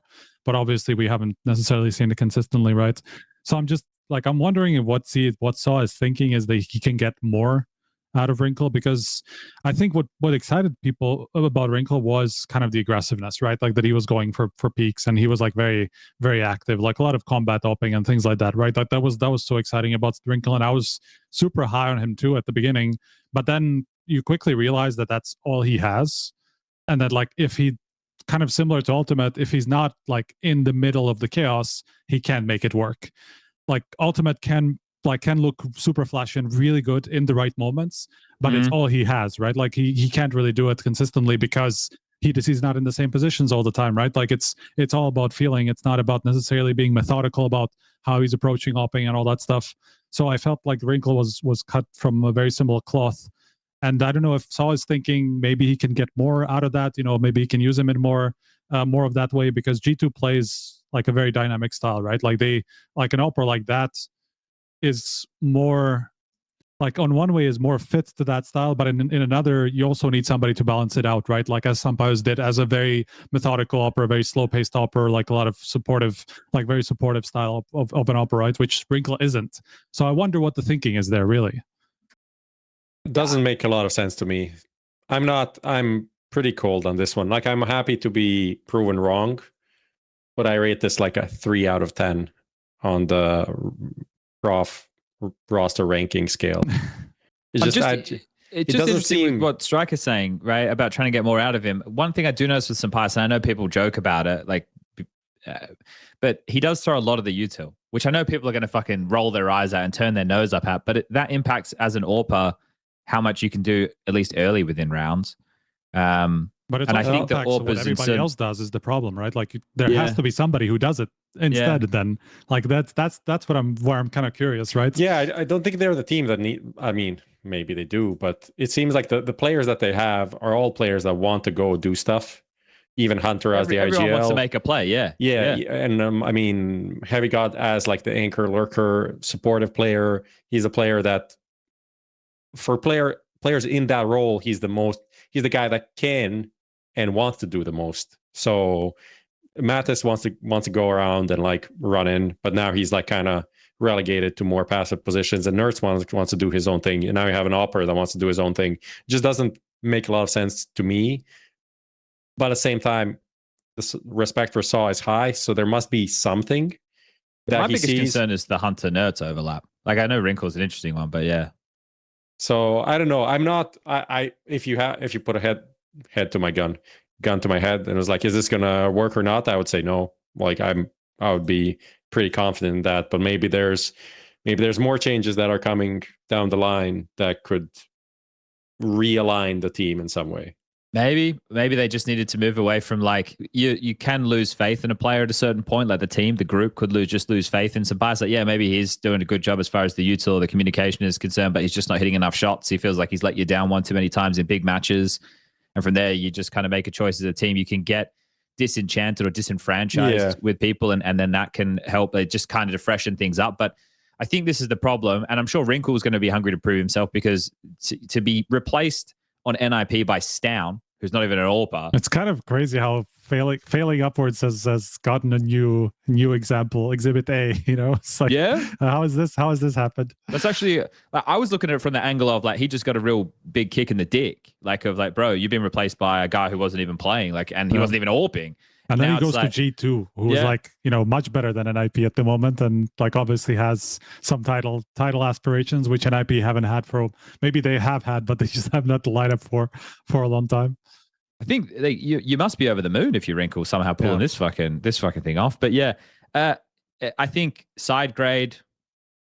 At best, at the moment, I'm just cautiously curious about what it's about, you know, because I feel like it's gonna shake up more than just 1-for-1 opera, right? Maybe from the angle though, it was, well, like obviously Saw Snappy, old duo once upon a time. Maybe Saw's gone to himself, well, if r1nkle is used to playing in a Snappy system, there's some things that I'm still using that are similar to how, right, when Snappy but it wasn't working in the Snappy system particularly, so it's hard for, but my angle was more, if you think about a Snappy game, they're going to force buy a lot, so your AWPer's not going to have too many opportunities to have an AWP, which is why you want an AWPer who is a very good rifler. So I don't know. I don't know. I just want to see like what's the thinking behind it, right? Like, are they just going to get a little bit more crazy because G2's already done that up to now, right? Who's going to be throwing the utility instead? Because somebody has to. Like, somebody's going to have to turn more supportive in return, or everybody will have to, because they kind of, like, G2 does play in a way where everybody does everything to some degree, right? Like they are very fluid in that sense. So I'm curious about how that's going to impact things, because like SunPayus was the one piece that was very one thing, right? Because he was supportive opera that just plays late, right? And then, like, he's always doing the same thing more or less, but everybody else is not. So that's the weird part. Okay, let's talk about the options for SunPayus. Does he have any that you've heard of, Striker? I mean, there's been the foot rumor, and I think there's something But to wasn't that at to do with least the money issue that they couldn't afford him? that was, I think, what Overdrive said at some point, that that the money wasn't that great. I heard that he had a heroic offer at the beginning, or at least that was like an option. Obviously, they went with Martinez, which I feel like is probably the better choice considering SunPayus' like form being kind of up and down. So I wonder if his like either he decided to go with foot, and that's why they turned to Martinez. Could be definitely, because yeah, because those were the two ones that were floating around a lot, and I have heard a lot of the same stuff. So I would imagine there's some truth to that at least. So I wonder if it's going to be foot, because I feel like that's probably the best team he can land on. Really, I think he would be really happy to land on foot, to be honest. If anything. Yeah. Well, with all that seems like a firepower, good balance of like how that team works, where they are, like him being a bit of a veteran presence. I think it could be a good mix. And I guess with long sleeving, there's maybe that gap to fill in terms of like a vocal guy. There's definitely going to have to be some. Yeah, he's going to have to fill more of a vocal role for sure. But it makes sense. I mean, him, like he is a supportive opera. Symmetry was a supportive opera. Like they can't have another crazy guy because they already have enough of that. Lonks and xCloud somewhat interchangeable, right? I mean, they play the same role, but the rest of it, I mean, you can't really have an opera who's also as crazy. Like that's the same thing I was talking about with G2. Like introducing another like slightly crazy factor to a team that's already very dynamic can be quite jarring. But with foot, it feels like a pretty good 1-for-1 just for somebody more experienced who can maybe take them to the next level. Or maybe FlyQuest. Okay. You're just banging on that door. I'm only joking. I really am. Okay, this is one that kind of blew me away. I'm interested to hear your take on this one, Prof. The addition of Brollan to Heroic. Martinez is one thing. I'm glad they have an AWPer. They obviously they also purged their coaching staff. Right, they got rid of Tobias. They got rid of r1nkle. People might remember r1nkle from like an Astralis stint when there was like the kid behind them. The kid behind like and it was you remember? And the fist bumps, and it was like, man, who fucking brought their son to work type day? You know, that was the kind of or whose fucking little brother is this? That was kind of the vibe it gave. Anyway, sorry, r1nkle. It was funny to watch at the time. Wait, was he still? Is he now on the team, or is he? Before? No, he was. It was him and Tobias. They got let go. Okay. I didn't even know r1nkle was there. Actually, that's what the thing said. I think, unless I don't believe anything I see on the internet. It could definitely be the case. I mean, they've been purging quite a bit around the heroic org. You guys have seen how good the AI uses. This is AI right now. Prof's not even really here. It's still on vacation. Yeah. But anyway, the part of this that is the most interesting for me is the Brollan edition, and he's obviously not in-game leading because Kryzan is there. They've got Nilo and they've got Susp, so now they've got the Swedish flag again, which that's where they were, but the Swedish flag again. So is Brollan coming in to take xCloud's? I mean, it must be, right? Because it's not going to be Nilo, who's like the kind of like the quintessential lurker, guy, like right? very, very star closer, let's say.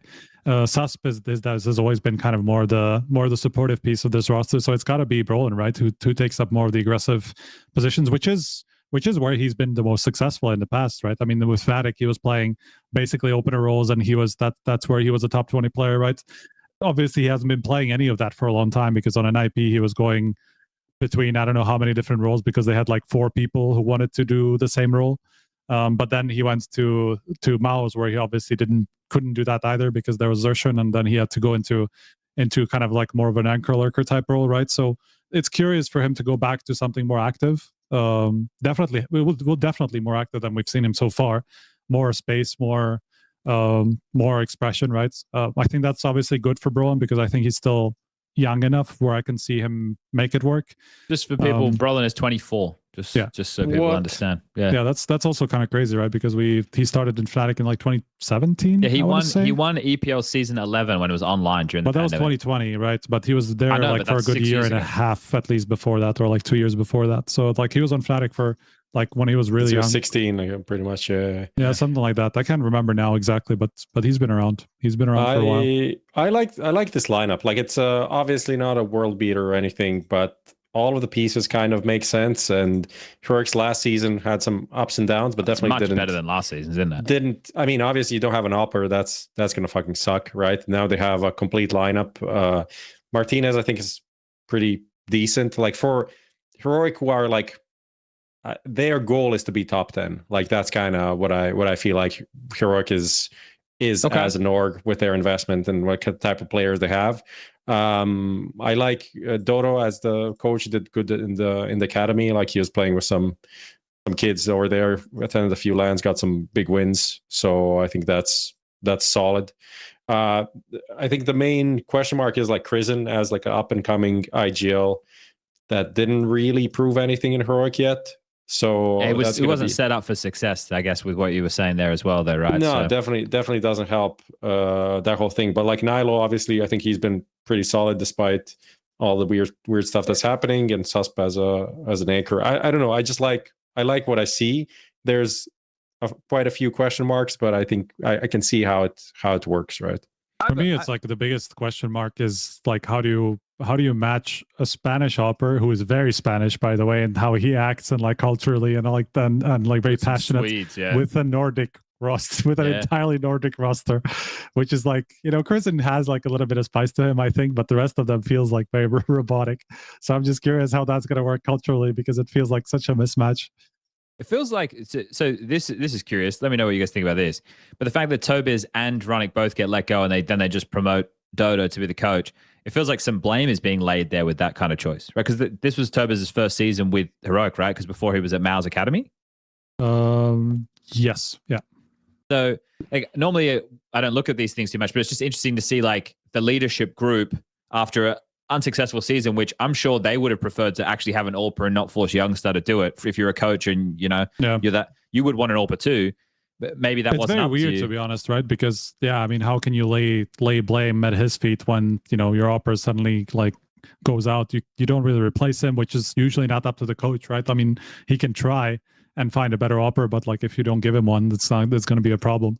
So yeah, I mean, it just all felt very, very patched together at the last minute, and so there must have been something different with Tobiz, or like it's just generally maybe him and kyxsan didn't really work together, or whatever it is.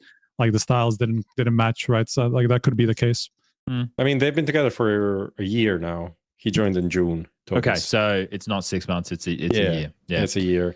I mean, I think also like Heroic as an org seems to be like how do I say, cost cutting everywhere. So maybe this is also part of that. Who knows? Well, but I don't think it's that, because they, if anything, they were cost cutting in the sense that they are putting everything into their Counter-Strike roster now, because they have nothing else. They've cut the Dota team, right? Yeah, and like the Martinez buyout, the Brollan, which he wasn't a buyout, but that was a free transfer as far as I know for Brollan, because his contract was running out after the major. I think he said that somewhere in an interview. That's a big deal. But it's still big. Like if you're Brollan and you're joining Heroic, you must be getting a decent salary, right? Like it's a step down for him.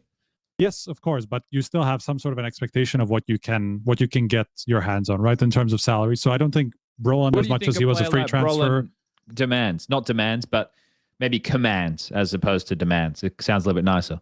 What do you mean? Sorry? How much money do you think he gets paid a month? If I'm not trying to pocket watch, but like, you're saying he could still get a decent amount of money over there. MOUZ guys are all got to be somewhere around the 20s, right? Like somewhere in that area, at least, like somewhere in the higher 5 digits, right? Or like, well, lower 5 digits, but higher in terms of like everybody else. Sure, yeah. Let's say.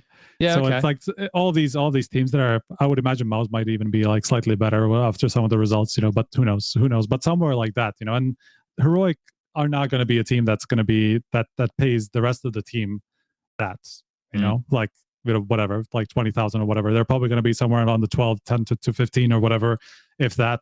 Especially with the position that they've been in recently, if they have some sort of clauses of like you have to be a top 20 team, to get to a certain level and all that stuff, like a lot of organizations do, So it's curious, but the Martinez buyouts, which we assume is what must have been a pretty hefty sum, because Gentlemates, they're trying to get out though. But that's the thing. But they are trying to get out with the entire team, and this makes it harder for them to sell the entire team, right? Because they just have to sell the core. That's their best player that they've just let go of, right? So it's going to be harder for them to sell the rest, because suddenly, they're the best piece that you could have built around in the future, you don't have anymore, right? Like the core that you would want to stay is not there. or at least one of the parts of the core, that you would want to stay if you want to eventually shift towards an international roster around the Spanish core or whatever it is, right? Like Martinez would be one of the guys you would want to keep. So that makes it harder for Gentlemates to sell the rest, which makes me think probably wasn't an easy buyout or easy situation.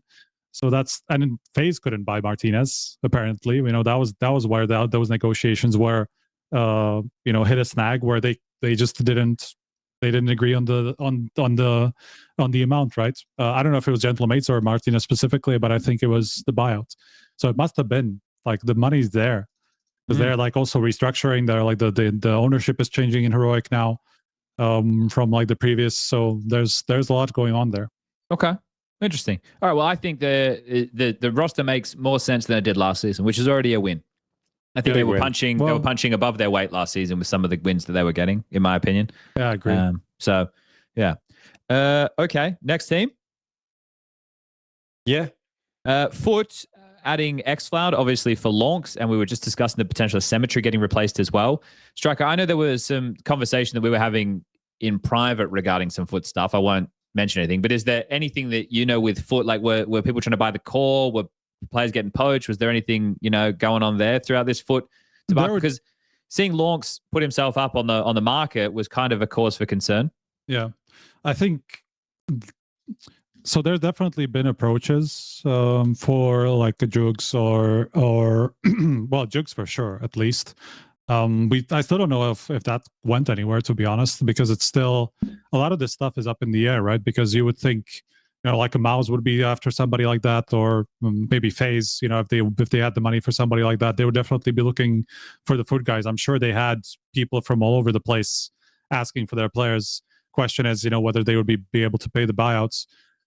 Like I think the biggest problem with Foot is that they apparently can only let go of 2 players. So, they can't just sell an entire or core of the team, right? Because that would just destroy their entire presence in Counter-Strike, right? So they have something in the contracts deals where they can't let go more than 3 players at the same, or more than 2 players at the same time. Obviously, they've already lost one, kind of his own accord, and then a second one would already put things kind of in danger of that, right? So I wonder if it means that Symmetry is the one who's getting replaced, but the rest is staying, because then nobody else can actually leave, right? So that's curious, but I don't know anything for sure at the moment if even that's where the changes at Foot and with xCloud, right? Because again, the SunPayus rumors are there. Other people I'm sure got offers from the bigger teams and all that stuff. So like NAVI could probably be looking, MOUZ would be looking for sure, for a potential upgrade there. So it's curious. I think there's still a lot in the air at the moment. I guess, yeah, this is where I was going to leave this. There's what I'm getting here with a couple of these teams is there is still room before we get back to the tier 1 cycle for moves to still happen. Yeah. But when are these deadlines for like Bounty or EWC? Say, do we know that actually? Because it used to be 2 weeks, right? It used to be 2 weeks, which has just passed. Which is why I think we saw today. some of these roster announcements. Yeah, I mean, we saw Heroic. that was all the everything happened in one day. It was crazy. Foot and Heroic, yeah. I think it must have been yesterday, but then again, maybe Bounty is not the one that you necessarily need to like gear your changes towards. It's just your like soft entry. But also, entry. you don't have to announce them now, do you? You can announce them whenever you want. Yeah, that's also another thing, right? It's just about like whether it's actually gone through or not.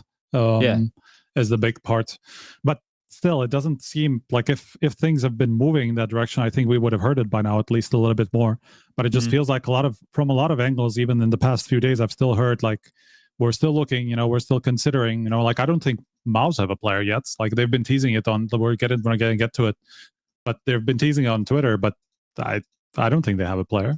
Interesting. I could be wrong. But I don't think they do. Let's put a bow on this Foot one. So, Prof, with the idea that things could still change in maybe the AWPing department, do you want to take that into consideration or ignore it? How do you feel about the xCloud change? It's probably better to ignore it when just thinking about xCloud. They needed someone. Like Lonks didn't want to be there. Is xCloud the best option? I think it's a decent option. I think like style-wise, you got a similar player in terms of like positions, loud guy. So he's still young, can fit in the group. I think he brings the average age up a little bit. He's 2 years older than Lonks. Yeah. But you know what I mean? I think it's a solid replacement for considering it seemed like Lonks just wanted to go elsewhere, or would it be for higher salary potentially or something, or just a better team. Who knows? But seems to have found a spot, even though it's not announced yet. So I think it's decent. I don't think it's gonna. This is a win for XFlat. I think he's the bigger winner out of this than Foot. Oh, for Yeah, sure. I think it's a small downgrade for Foot, but not like something that's gonna ruin the team. As much as like Long has been a bit of a standout player, I don't think this team has really relied on one individual to be good. So I think it's still okay. And I mean, if they manage to get like if the SunPayus symmetry upgrade comes in, I think they're kind of on a very similar level to where they were before. So I think for, you know, if you just look at Foot in isolation, you'd be like, it's maybe not so good. But what everyone's talking about this team as the one to like pick apart, to upgrade other pieces and like completely tear this to shreds. If they finish the roster shuffle period with on kind of the same level, I think that's a W for Foot. Okay. Yeah, for me, it doesn't move the needle too much in either direction. I think they're still going to be the same team. Bunch of kids running around shooting hard. That's going to be it, right? If there's an AWPA change, then maybe there can be some depth change or an experience addition, but yeah, that's another conversation. Lucas, can you bring up what just the picture. Striker was just talking about MOUZ. So at MOUZ, we know they got rid of Brollan, even though at the major, Brollan was saying in interviews that MOUZ have told him that there's a chance he could stay. That was all a waste of everyone's fucking time. Who would have thought? It's our fault, though, guys. Remember, it's our fault that the players are hated. So looking at this MOUZ roster, they have Torji, they have Exertion. Specifically, I think. Yeah. Your fault. Our fault. My fault. Sorry, my fault. They have Torji, the AWPA. They have Zelex, the rookie. They have Exertion, the new in-game leader. And they as have far Spinks, as we know, the with major Zelex, winner. by the way, like I said this before, but like I'm still not convinced that Zelex is staying either. Okay, so they only have 3. They, as far as strike is concerned, guys. They have not committed. Like even when I asked them, like after the major, they did not commit to keeping Zelex at the time. Like they did not. They were not comfortable with saying Zelex will stay. But who's now in the image? What are they teasing? What's going on here? Bring back the picture. Honestly, why does this picture look like Kvem to me? Why does it look like Kvem to me? It doesn't even make any sense. Do you remember that Danish guy who used to work for Astralis? There's a lot of those, but his name was like Ben or something. Yeah, I know who you mean. He was always well dressed. He was a handsome fellow. Benjamin Boragi. That guy. Yeah. That's when I saw it. I was like, what's he doing? He has like long hair. How do you see this in that? Well, the face is fucking blurred out, Strike. I can't see the cunt's hair. The face is. This guy also looks black, so I don't know about how many black players. That's another point. The lighting doesn't help us either. Refresh is back. This? Who's joining MOUZ? I think this is all bait, man. I think this is just. I don't know what this is. NPL. That could be the new sports psychologist for all we know. Like, well, yeah, exactly. He's very tall, or the door is very small. One of the two. Fucking pretty wide gentleman as well. Like, is it Blame F? Guys, are you sure they're not trolling? They just found the MOUZ office and be like, "Can you stand here? Let us take a picture." That's what I'm saying. I think it's like it's from a meme post.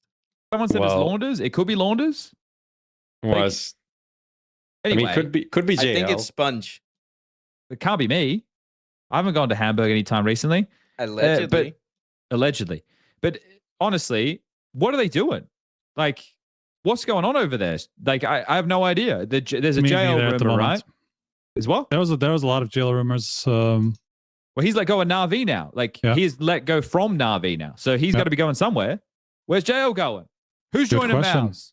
Good question. But we don't know. I don't know.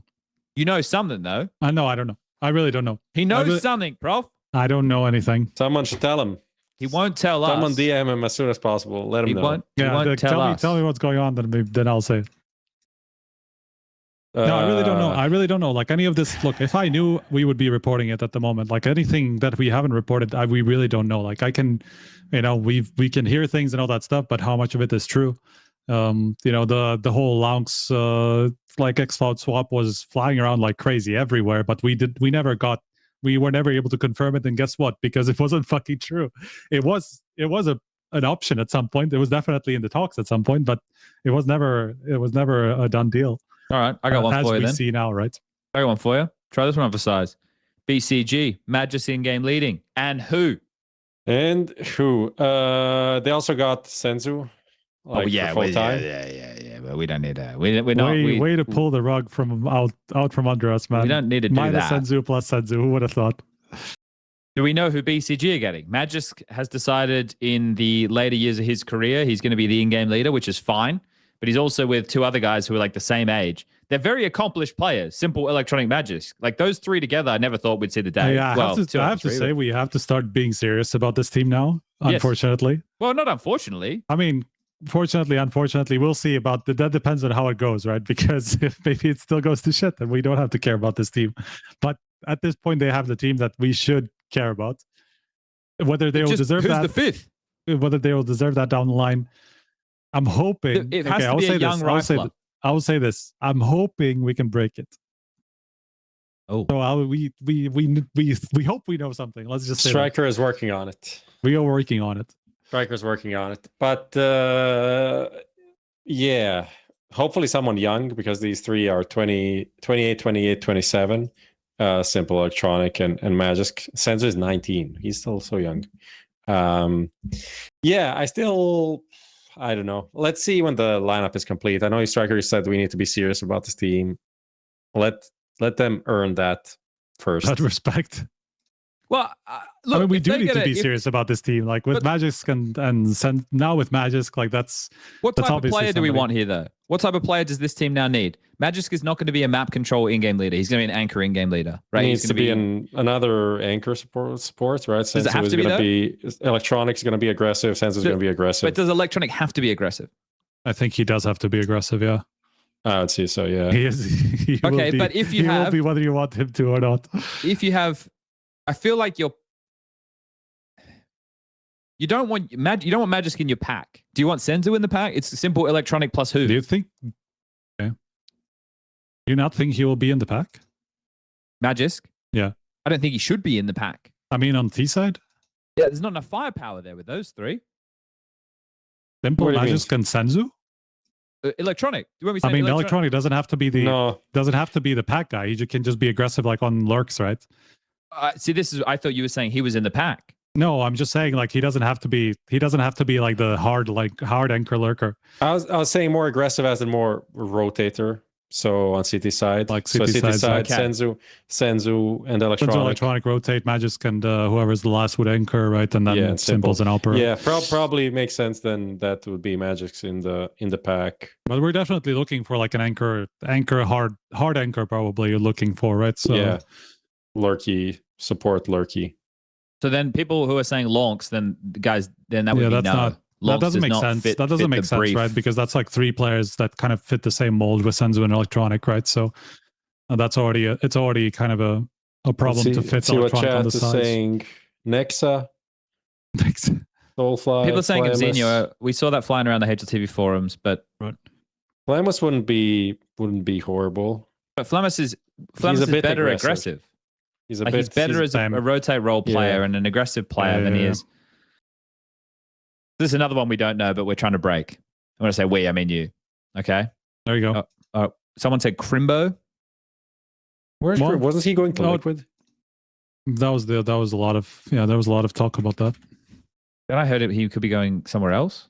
Wasn't there also some like Nip? No, wasn't BCG mentioned as well? He was mentioned. I don't remember that. Well, he would be the type, to be honest. Yeah. Like a passive player. Okay, well, so we don't have an answer there. I can delete that one off my list. Okay, we're getting through this list relatively swiftly. Here's one that I want to talk about that people probably aren't too excited about, but I like it. Let's go. It's the new Eternal Fire roster. They got Kvem for free from Passion, and they got Bro from NRG. They got Regali there. So you're starting to add some firepower with you. Got your Kvem and your Regali in the mix. You've got Jota there. I really like Jota. I think Jota was a fun player to watch, if I'm going to be completely honest. And then you've got Mistem, who was like on the NIP Academy roster. He's from South Africa. He's an in-game leader, and he for sure works hard. So this isn't a team that I'm going to sit here and say, oh, they're a top 10 team. I just look at this team and I go, yeah. I could make it to like a tier 1 LAN once, like through a qualifier or whatever. Dracula like, Farmers. Yeah, something like that. There's some nice pieces on this team. Yeah, like Kvem shoots pretty hard. I think Bro is the jack of all trades, does what he needs to do. Like Regali, I think his biggest issue is missing nades and probably just being a young kid getting too nervous and anxious about shit. So yeah, it's not bad. This is not bad. I just thought it was interesting. I like it. Yeah, we got a couple more here.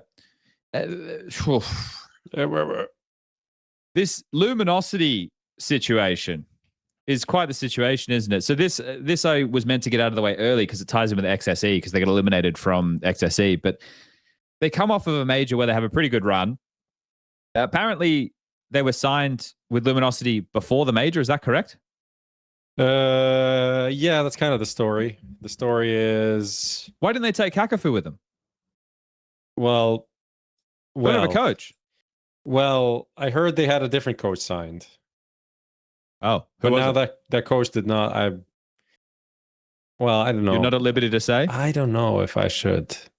I don't know if I should, or it doesn't matter. Let's say I won't say. Let's say I won't say. I have it from limited sources. Okay. But essentially, I don't know how this happened, but Monty's the contracts ran out, and then the negotiations started with different orgs and stuff like that. So how these things happen is always, behind the scenes. One person talks to another person, and this person talks to another person, ends an offer. Then it's like, oh, we'll wait, we'll go together, we won't go together, and then at some point, someone pressures someone, and someone signs the contract, and then things happen. Obviously, Kakafu did go with them to this to XC Pro League, kind of like on an interim stand-in situation. It's also crazy because they're obviously they were signed up as Monty, and they changed like one day before the tournament to a different org, and they got Rainmaker, who wasn't signed before, right? They needed to buy him out to complete the roster. I think this is one of the cases that happened where Lux was signed a long time ago, and they were looking how to like put this team together, and when they needed a core, yeah. But I mean, I don't think they were banking on getting a core. Really? But when one appeared, then it's like, well, might as well. And one that you get for no buyout. I think it would be crazy to not sign the core and then just like take it from there. So that's kind of how it went. Interesting. Okay, because no offense to Lux, I think with the way that Monty looked at the major, you were better off just taking the whole team. I understand you already had Lux, but I think you just go, oh, well, I guess we fucked up here. Sorry, Lux. Right? Yeah. You should have taken the whole team because Gizmy's the one who's won the most out of this. I understand that as far as VRS is concerned, he hasn't, but he now goes to a more notable organization. He gets to play with Device and fucking Rain. Like, is that good though? In 2026? Well, what's your outlook for this Luminosity roster? Because mine is for them to have a shit 6 months and then players leave. That's my opinion on this roster. Slowly change as it's not working and things like that. Yeah. I think that Gizmy is in a much better position than all the rest of the players who went and joined this Luminosity roster. Like his future is much more fun and bright off of where he finds himself now than this team, in my opinion. Might be a controversial take. It depends on if 100 Thieves can kind of dig themselves out of this hole, right? Because they kind of hit a ceiling. 44th VRS. Yeah, they kind of hit a ceiling and they haven't really moved up in a long time. Like they started really well, and then since they haven't won a lot of these open lands that they've gone to, which isn't great, not a great look, right? Because it just shows that this Rain in-game leader thing wasn't working. It got 6 months, so. Yeah. So I wonder, if that's going to be enough to get them back, because I mean, the pieces there are still solid, right? Like, yes, of course, Device isn't the Device that we know from, but he's still good. He's playing well. He's farming, bro. He's still farming really well. Poi, I think it still has a lot of promise. I think Syra also. So like the individual pieces are there. So maybe it was just the team thing that just wasn't working with Rain as the IGL, and now he can just go back to being like the solid fifth piece, right? So I think it could. I'm more interested in the 100 Thieves journey than I am on the Luminosity side of things. So. Yeah, it seems like a bit of a makeshift roster right now, for sure. So we'll see. The thing is that the core that was free was probably the three worst players on the lineup. So, and you kind of have to get them to get the core. So. Yeah. We'll see. I mean, Afro's been all right, to be fair. I don't think he's been bad. But he wasn't bad before either when he was in Fnatic, for example. Yeah. Like, he wasn't bad. It's just but he's not his some style like of world being- beater either. Yeah. Okay, let's keep moving. We're running out of time. There's a couple here that I just want to kind of flick through quickly, and we'll just hear. This one is, I think, probably all like this sounded like this was done when I heard about this. Neo to coach Astralis. Is this pretty much a done deal? Done. Okay. Now we were talking about teams that could have used like players. I feel like Astralis could have replaced Ryu or FaZe, in my opinion, or if not both. Like FaZe has started okay, but he's really struggling with any form of consistency. Really. And Ryu both. Yeah, Ryu leaves a lot to be desired. Like in positions where I want my anchor to get 1.5, he's getting 0, and it's like, it's not. And it used to be like where he was getting like at the beginning, the first couple of tournaments, he was like getting 3 in those positions. It's like overperforming like crazy in the anchor spots, and then suddenly it just something turned. I don't know if people started prepping for him more or whatever, but just not quite the same player. The headline here is less about the AWPer, it's more about the in-game leader, though. Sorry, the coach, though. So Neo to coach Astralis is interesting to me, right? Obviously, FaZe was one that he was in, and he was familiar with how things functioned there because he was a part of that team. We have to go back a couple of years, sure, but he was there, so he kind of knows. Yeah, but sure. But he knows, the FaZe ways more than now. He has to kind of. So the problem I guess I see with Neo going to this team is he is again with another strong in-game leader. Right, an in-game leader who has a very clear vision of how he wants to see and approach the game. So I'm curious how that's going to mesh with HooXi and Neo. That's my consideration there. But I think if Astralis can, they might not have money, they should also look to make some roster changes because HooXi was getting very disappointed, I think is one way to put it. Very frustrated with how a lot of things were going down the tail end of that season. So definitely feels like a team that's reached its, I don't know, plateau or reached its like maximum with this roster. And I don't know, Neo to come in. Neo as a player, goated. Neo as a coach, honestly don't think he proved anything yet as a coach. Not saying he shouldn't, like obviously he should get more chances, but I'm not taking this as like, oh, he's coming in, he's gonna be able to elevate this team. Sure. This is an opportunity for him to showcase that. Yeah.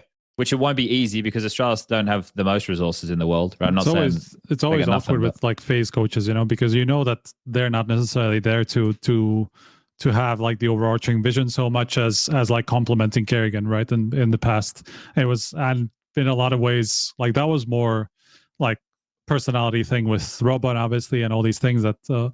But there had to have been more behind that than just like cheerleading. It's like, I know people like to make that meme or whatever that they're just like cheerleader coaches, but there's no way that's all. There's no way that was their entire contribution, right?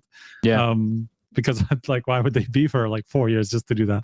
It's that thing to measure, right? That we always are going to have that problem with. But I guess if like someone suggested after we did the live episode and confirmed if we get more coaches on, maybe we can hear from them directly. So maybe we can try that. Okay. Kukov, well, I hope he does land somewhere because like he spoke about it a bit, right? Because he said that he's just only on loan at the moment and like not really with the team like permanently. So I'm maybe curious what he's. I don't know. But maybe he wants to see said if something it works. about it. Like I saw him talking about it somewhere, and I just can't remember what it was exactly. But basically saying that like his future is not really clear at the moment. But it seems like from what I see, the other coach is now not free anymore. So I think he will end up on Luminosity. Okay. Seems like the other coach is not free. Okay, interesting. The one that was supposed to join, I knew who this was. I forgot. I don't know. Okay, curious. All right, there's still a couple more things to talk about here. There's rumors about, for example, JT and Jorko to Liquid, so that would be replacing Shui and Ultimate. There's stuff about that's a good one. I feel like I feel like that's solid. I'm kind of happy. Not happy, but like, actually, we spoke about the JT part the last episode, I think. Jorko, I don't know how good he is. He was a bit of a rager in the few games I watched of him on Focus. He loved the death slam. That was there was the elbow thing. Oh, the elbow That's into it. the That's him. The people's elbow from Jorko. Man, he was off the top rope. That was the craziest fucking. That was the craziest rage I've seen in a long time. Yeah, it's like he was where he just furious. goes like double fucking elbow. It must have been so painful, man. So, but this one, but he was very kind of a bit crazy, I don't know can't remember what they called him. A bit of a loose cannon, Yeah. I'd say. I don't think he is. I don't know if he is like the consistent good opper that Liquid need after like this recovery from Ultimate. Is he an Ultimate or is he a molody? That's the question. You know, that's the question on everyone's lips, Prof.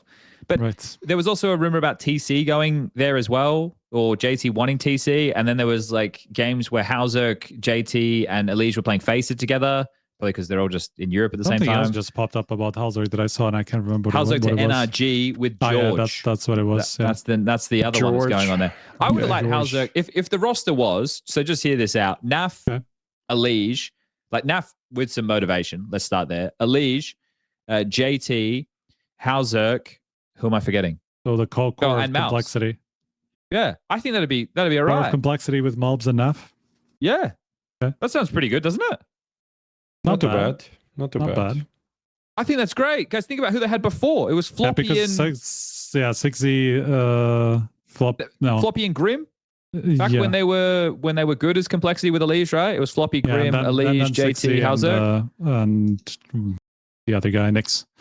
Oh, you know, I'd take a NAF over a Floppy, if NAF's motivated. And a Grim and a Malbs, whatever, 1-for-1. We're fine. I'll take either or. You can give me either. I won't be unhappy. I'll take either. So that I think, but obviously they're not doing that. They're bringing in Jorko. It's something. But they're not doing that. So I'm living in a fantasy land. Apparently not. So yeah, doesn't move the needle enough. I am happy that JT gets this opportunity, but I don't know if it moves the needle enough. We have to wait and see what Jorko has in store. Everything that people have said about JT to me, it's like. Even from the complexity times, that effectively, like if he had a good roster, he would be much better regarded, like as an IGL. So like, I've heard that from a lot of different angles, and I'm curious if he gets to get that. But he might be walking up to something that is unfixable, right? That could be the problem. We've had that conversation with Liquid for fucking 5 years now. Exactly. So if JT's the man who can turn this around, then yeah, he really is worth his salt. Okay, I think that's about it. Like, there are some other smaller things, like 3D Max adding Kersey as a rifler for Exorcise. And then there's the new Paravision roster. Was he doing okay? I just saw like one game. He was second highest rated on the team. Yeah, but that team is 0.96 though. What the fuck is that team doing as well? Like, it's so... I don't even know what's going on half the time over there.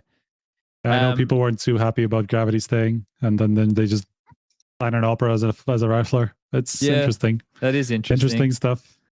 Yeah, there's obviously Paravision who added Hobbit, who was tasked with, playing a lot of Face It by Dustin, and he went up 2,000 elo in 2 weeks or something.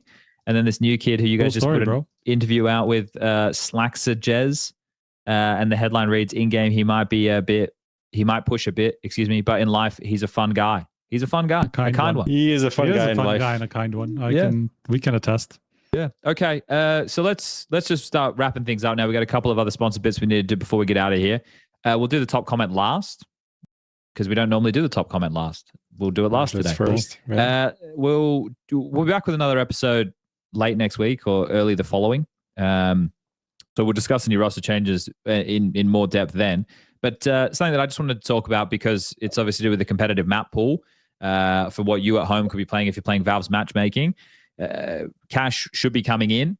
They haven't reopened the Prem queues, but we didn't really go in any full depth about this at any point, and we won't have time to do it either today. But it's going to be our what are the odds.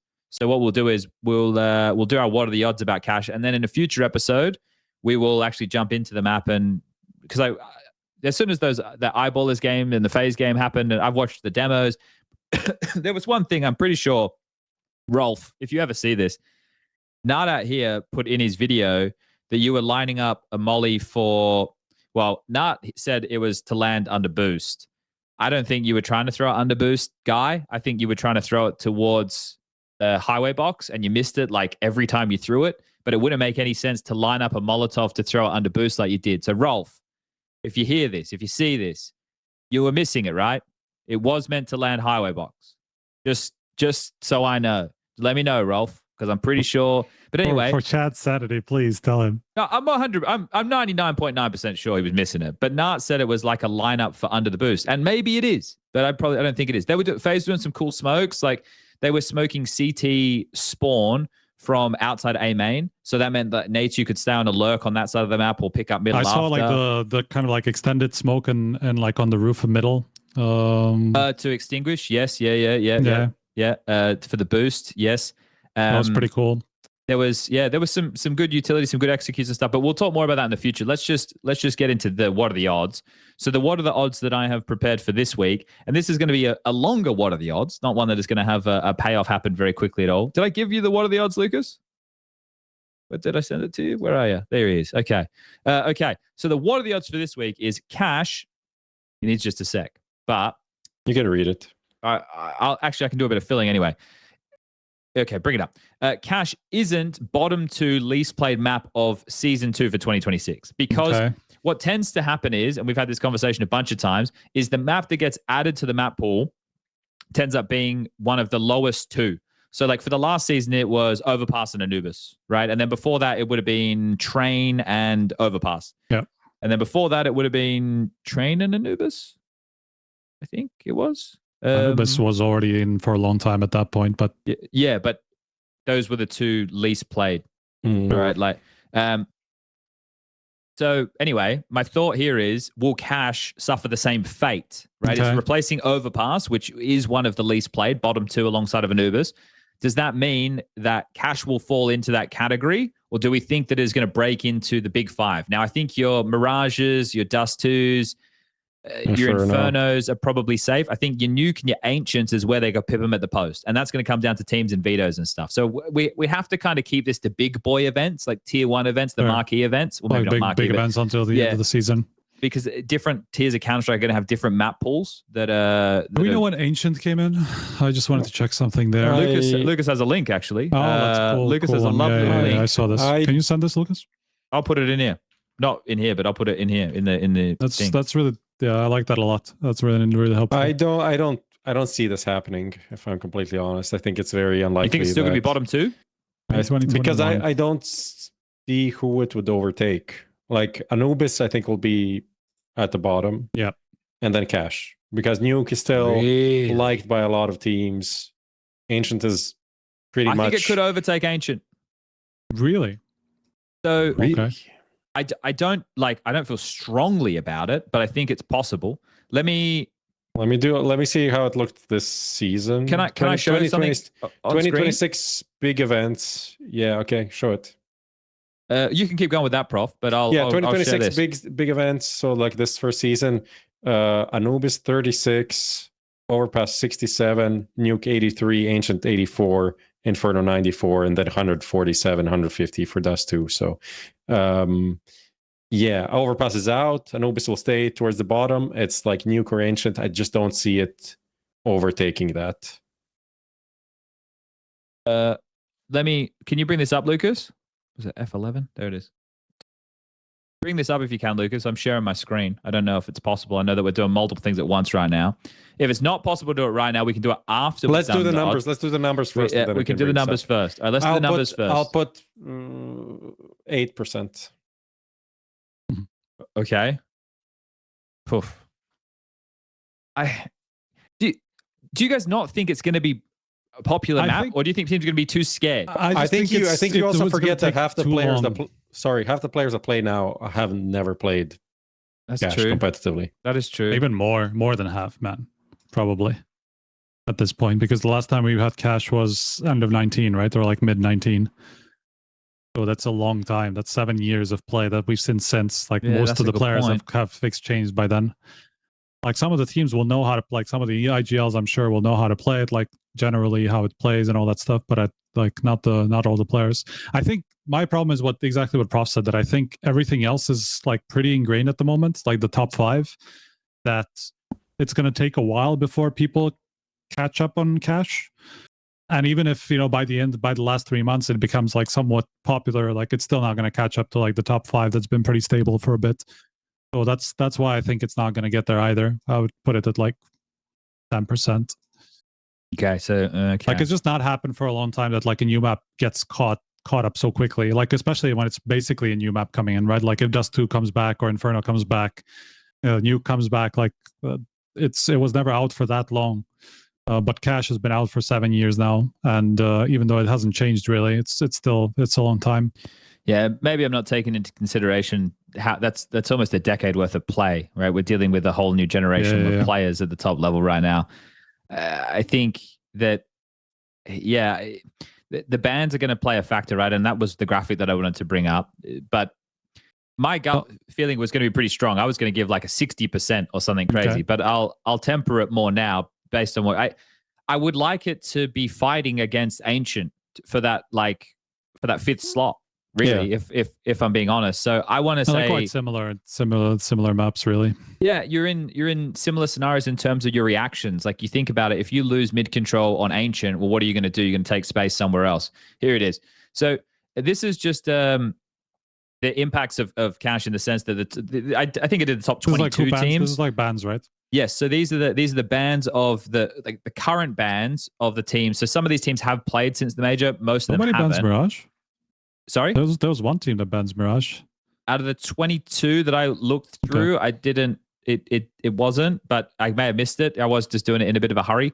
But either way, this is, Ancient. The focus here is the overpass ban, right? The two teams who have a choice not to play it 100% are Falcons and NAVI. The choice for everybody else here that you see is, do they change their ban to another map, right? And then, or do they start playing Cash? So the teams who don't ban overpass, that's their choice. Do they want to learn a new map? Tyloo, for example, they say, let's keep Dust 2 as our ban. They play Cash, right? FaZe have moved their ban to Inferno. They're playing Cash. We know that about those teams because we've seen them play. Right. So you've already seen a couple of teams adjust here. It'd be a shame considering how, I don't even know if simple's the word, but how standard the map layout is if people don't approach it. It's not like you have to come up with brand new theory on the map. Like, it's not something that's out of this box and completely wild. You can also look at what was the meta of the game prior to it being removed, and then you can extrapolate some of that, right? And obviously there's new plays, there's new things, there's new dynamics with the smokes and stuff. But the fundamentals is, okay, we lose mid control, we're going to take A main, right? Okay, we're going to play 3B, boost vent, retake mid late, right? There's all these different plays and shit that you're going to see people opting for on the map. So anyway, we can move off of this, Lucas. Actually, I'm going to stick to my guns. Fuck it. I'm going to give 60%, Lucas. I'm going strong. 60%, not bottom two. And if I'm wrong, which I probably will be, then we need to have a conversation as a group about how do we change this? Because if the new map introduced always is going to be one of the least played maps, does that mean it needs a minimum guarantee to stay in the pool for 2 years? Or is that, if it's a shit map, why would we want a minimum guarantee that it stays in the pool for 2 years? I don't know why Overpass only stayed there for like a season, right? Or 2 seasons or whatever it is. Made it a year, yeah. Everything's made it a year so far. I have an idea. Yeah? What if at the major, I already know what's random. We did randomize. In the veto, you ban one, you pick one, and then it randomly selects from the 3 leftover maps. Yeah, how about that one? That's a great idea, Prof. Or just, you have to play the first map no matter what, and then you pick whoever loses that. You know how how vetoes used to work? You would ban out until the last one. You would play that first, and then whoever loses the map their pick would be next, right? So it would be third map first, effectively what would be now, then the pick of the losing team, then the pick of the, if it was a 3 map thing. So it could be just like, we just play the new map no matter what first. Whoever loses that, their pick is next. There you go. Or like predetermined maps in tournaments. Everybody has to play the new map. That was also a thing. Anyway, this is just a meme for newer viewers. This was actually a thing in 2015 when they added 14? 14. 2014. When they added overpass and cobblestone. Yeah. No, it was overpass. Yes. Some guy thought you were being serious. No, why is SPUNJ sarcastic? This would force teams to widen the core map pools. Yeah, this was a thing. This helped NIP win their first, last, and only major. All true. It was a vibe. Anyway, let's see the results. Okay, so most people are thinking, well, yes. Me and Striker have leaned towards an. I do think that like if we were talking season 1 of 27, I could see it, like bubbling up a bit, like over a nuke or over an ancient for sure. Especially if one of those bigger maps goes out, I could definitely see Cash taking its place. But just not Not so quickly. It always takes a bit before, even with the more, even I was looking at Ancient, and that felt like a map that people picked up quite quickly. Even that was bottom 2, like the first. Well, Ancient went through a lot of changes. I think it will That's be better true. than Anubis, though. I think it will be higher than Anubis, Yeah. more played. Yeah, I do maybe think that's that what I too. should have done. Yeah, but that would have been an easy landslide the other way. Yeah. Yeah. Okay. Shout out to Stake, our sponsor of the episode, the show in general, and the segment. For Stake users, there's a Stake promotion, as always. The weekly reload from Stake and HLTV Confirmed. You can claim it via support. Use the code HLTV.org, and you'll get $35 across 7 days after a minimum deposit of $20. There's also some. Why do I always lose the word? Not quizzes, not mystery, riddles, the Sphinx and the riddles in the lower thirds throughout the episodes for some extra bonuses as well. Okay, beautiful. We need to do top comment, and then we're out of here. And we're good. No, we're not. We're not. We left the most important parts is the questions for season 2 of 2026. That was on the list, at least. That was, but we're not going to get to it today. We're going to have to save those questions. We should wait for the end of the season for that anyway. That doesn't make sense for us to make predictions now when we don't know fucking MOUZ or NAVI or what, like some of these teams. And my questions, just so people are aware, my questions were, so I was doing like some literal like actual like handwriting writing, and I was sitting down, I was thinking through and just scribbling things out to kind of get my mind in the place for these questions. So like we end the season, right, guys? I know this sounds silly, but you write these things down and that's where the brain gets going. So I wrote Falcons win. That's where I started. Yay. What questions does that present? What did them winning answer about them and their opponents, right? And then we go from there, guys. And then I start going, okay, well, there's 3 maps in all their series, but the grand final was a 3-0 best of 5. Their series 1 even. Their losses, they only had 1. It was to Bedlam, it was 0-2. Then we go into the scores. Then I've worked out here, okay, so what do we have? They played 20 maps over their major campaign, 13 wins, 7 losses. 12 of those were double digits, 3 out of those 12 for OT. Okay, so they had close games. Okay, so then we start extrapolating the data. Who did they play? How close was it? And then, guys, we asked some questions, but we're going to do that next week. All right. Let's do the top comment. Lucas, bring in the top comments. Incredible brainstorming. Well, that's kind of how brainstorming works. You know, you jot things down and you go from there. You run with the ideas. You see where the ideas take you. Then okay. Okay, top comment. I was just insulting a person in chat. Had to do that. Moving on. Okay. Top comments presented by Stake. Starting with some Spotify. 22 comments on Spotify. Of course, the MOUZ jersey meme continues, but this one is not about the MOUZ jersey. This one is from HTTP, who was just referencing the MLB, American Major League Baseball, tweeting about Nico winning. Went kind of viral. I'm kind of indifferent towards this. I find, honestly, for me, it's kind of like, what would it be called? Just riding a hype wave, just trying to like, I don't know, drain cool vibes from one thing onto another. I guess it's fine. I guess people like it, but that's, I don't know how you felt about this. Maybe I'm just a hater. Indifferent is a very fitting word for me as well. I couldn't give less of a fuck, to be honest. What sport is this? Softball? Baseball. Did you not see this?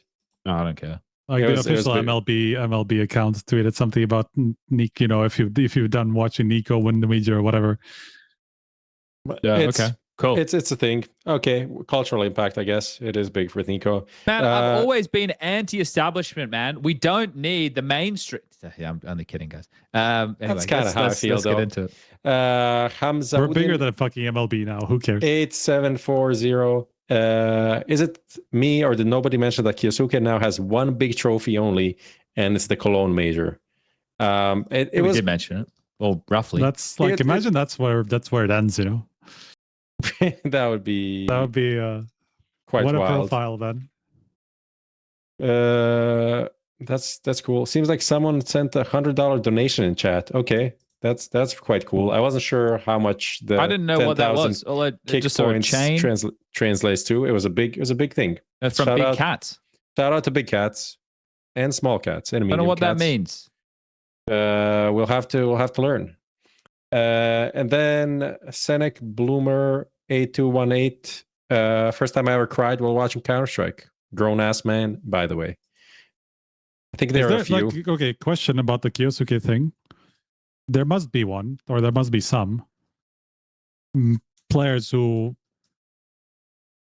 for whom, well, it was fucking SK or Luminosity, coldzera. Like their first tournament was a major win, or this first tournament win was a major. So well, Luminosity for coldzera at least. I don't know about the others. If Fallen won something before that, well, FNX and Fallen were playing heaps in 1.6 and stuff, right? They won a they won a Venice Complexity. I mean, in terms of like what would turn up, for their HLTV profile, it would have been their first as well. I think the thing is like Kyosuke is just of a new generation of player, right? Like they're just of guys who are completely brought up in the landscape that has taken 10 years to mature and grow and be our standard. But right? it's still very rare for a player to. For the first tournament you win to be a major, right? Like but when you crazy. Juxtapose that with the Nico story, right? That's it's insane, right? You have like to win 30 tournaments before you win a major. Yeah. Exactly. So you get both spectrums right there. Yeah. What else got it, Prof? That's it from the highlights, and then for the winner, Deadly Duck just said no one beats Nico 17 times in a row. A little reference to the Hunter G2 Navi. What was it? 7 times? No one beats G2 8 times in a row. I forgot how many times they lost. 7, 8. And just a little sweet little comment there. People loved it. Almost 600 likes on that one. I would be on fire. This is how easy it is. This is what this shows me. If you wanted to win a Vitality jersey, it couldn't be easy. Let's go with the memes. Yeah, you just Deadly Duck. That is at Deadly Duck. Reach out to fantasy@hltv.org and we'll get you a Vitality jersey. But it is crazy what the people in the comments like, and just go, oh yeah, that's gonna get an upvote. Also, where are those YouTube comments from, Prof? They was that from your phone or something? Like, what kind of UI was that? This is it's from a website called hadzi.com, and it just pulls all the comments, and you can like filter by likes and all of these things. Okay. Haji's doing stuff now. Yeah, shout out to the French guy. It's the only, because usually when you go on YouTube and you press like top, it's not really the most liked. It's just like their algorithm of what they think is cool. And this one is just pure stats and numbers. So that's pretty nice. Shout out to those guys. Deadly Duck is here in the chat as well. Shout out to Deadly Duck. Yeah, Deadly Ducky, actually. Yeah, well, maybe he's only here for this, and he was waiting for 2 hours and 20 minutes just to get his name up there. Yeah, okay. Well, there's even getting live explanations on the comment, right? We can go into it, what was behind the artist, right? What really inspired them, what was in the moment, where were they? Were they on the toilet? Were they eating dinner? Were they watching at their PC? Were they on the bus? Where were they when they made the comment that won them a Vitality jersey thanks to Stake? Okay, we've dragged on. Who would have thought? We had a lot to talk about. But that'll be the end of the episode today. We're going, like I said, we'll come back. We'll do another episode. It'll be after the 17th. I'm going away to the UK to go see where Rush is from, which is going to be an interesting use of my time. I don't know how I agreed to this. So I'm leaving on Friday and I'll be back on the 16th at night time. So we could do one on the 17th. We'll work it out. But I want to jump into cash and do something, a bit more in the server, show people what we've seen in demos so far, what we can expect, do some predictions again, and ask the bigger questions of the space. What are our expectations for the season? Not just like throwaway predictions of who's going to win the major, but, what does the storylines look like? What's the status quo? Do we think, Vitality, is this the end of the year? Et cetera, et cetera, et cetera, et cetera, all that jazz. Okay. Shout out to the sponsors. That is stake.com. Remember to gamble responsibly, and skins.com. That is peer-to-peer, no fees. Check them out if you're in the market for some skins. There's been another episode of HLTV Confirmed. It's a bit all over the place today. Deadly Duck, as an Aussie, you should go to bed unless you're in Europe because it's late. It's not late in Europe, but it's late in Oz. Anyway, goodbye, everybody. We'll be back with another episode at some point in the near future talking about Counter-Strike on HLTV Confirmed. Goodbye.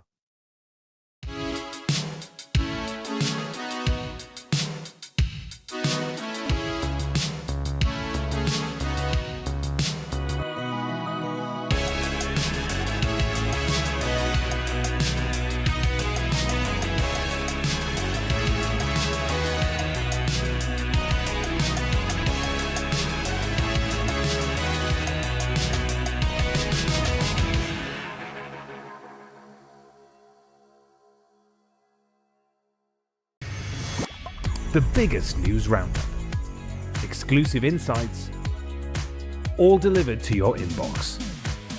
Sign up to the HLTV newsletter today.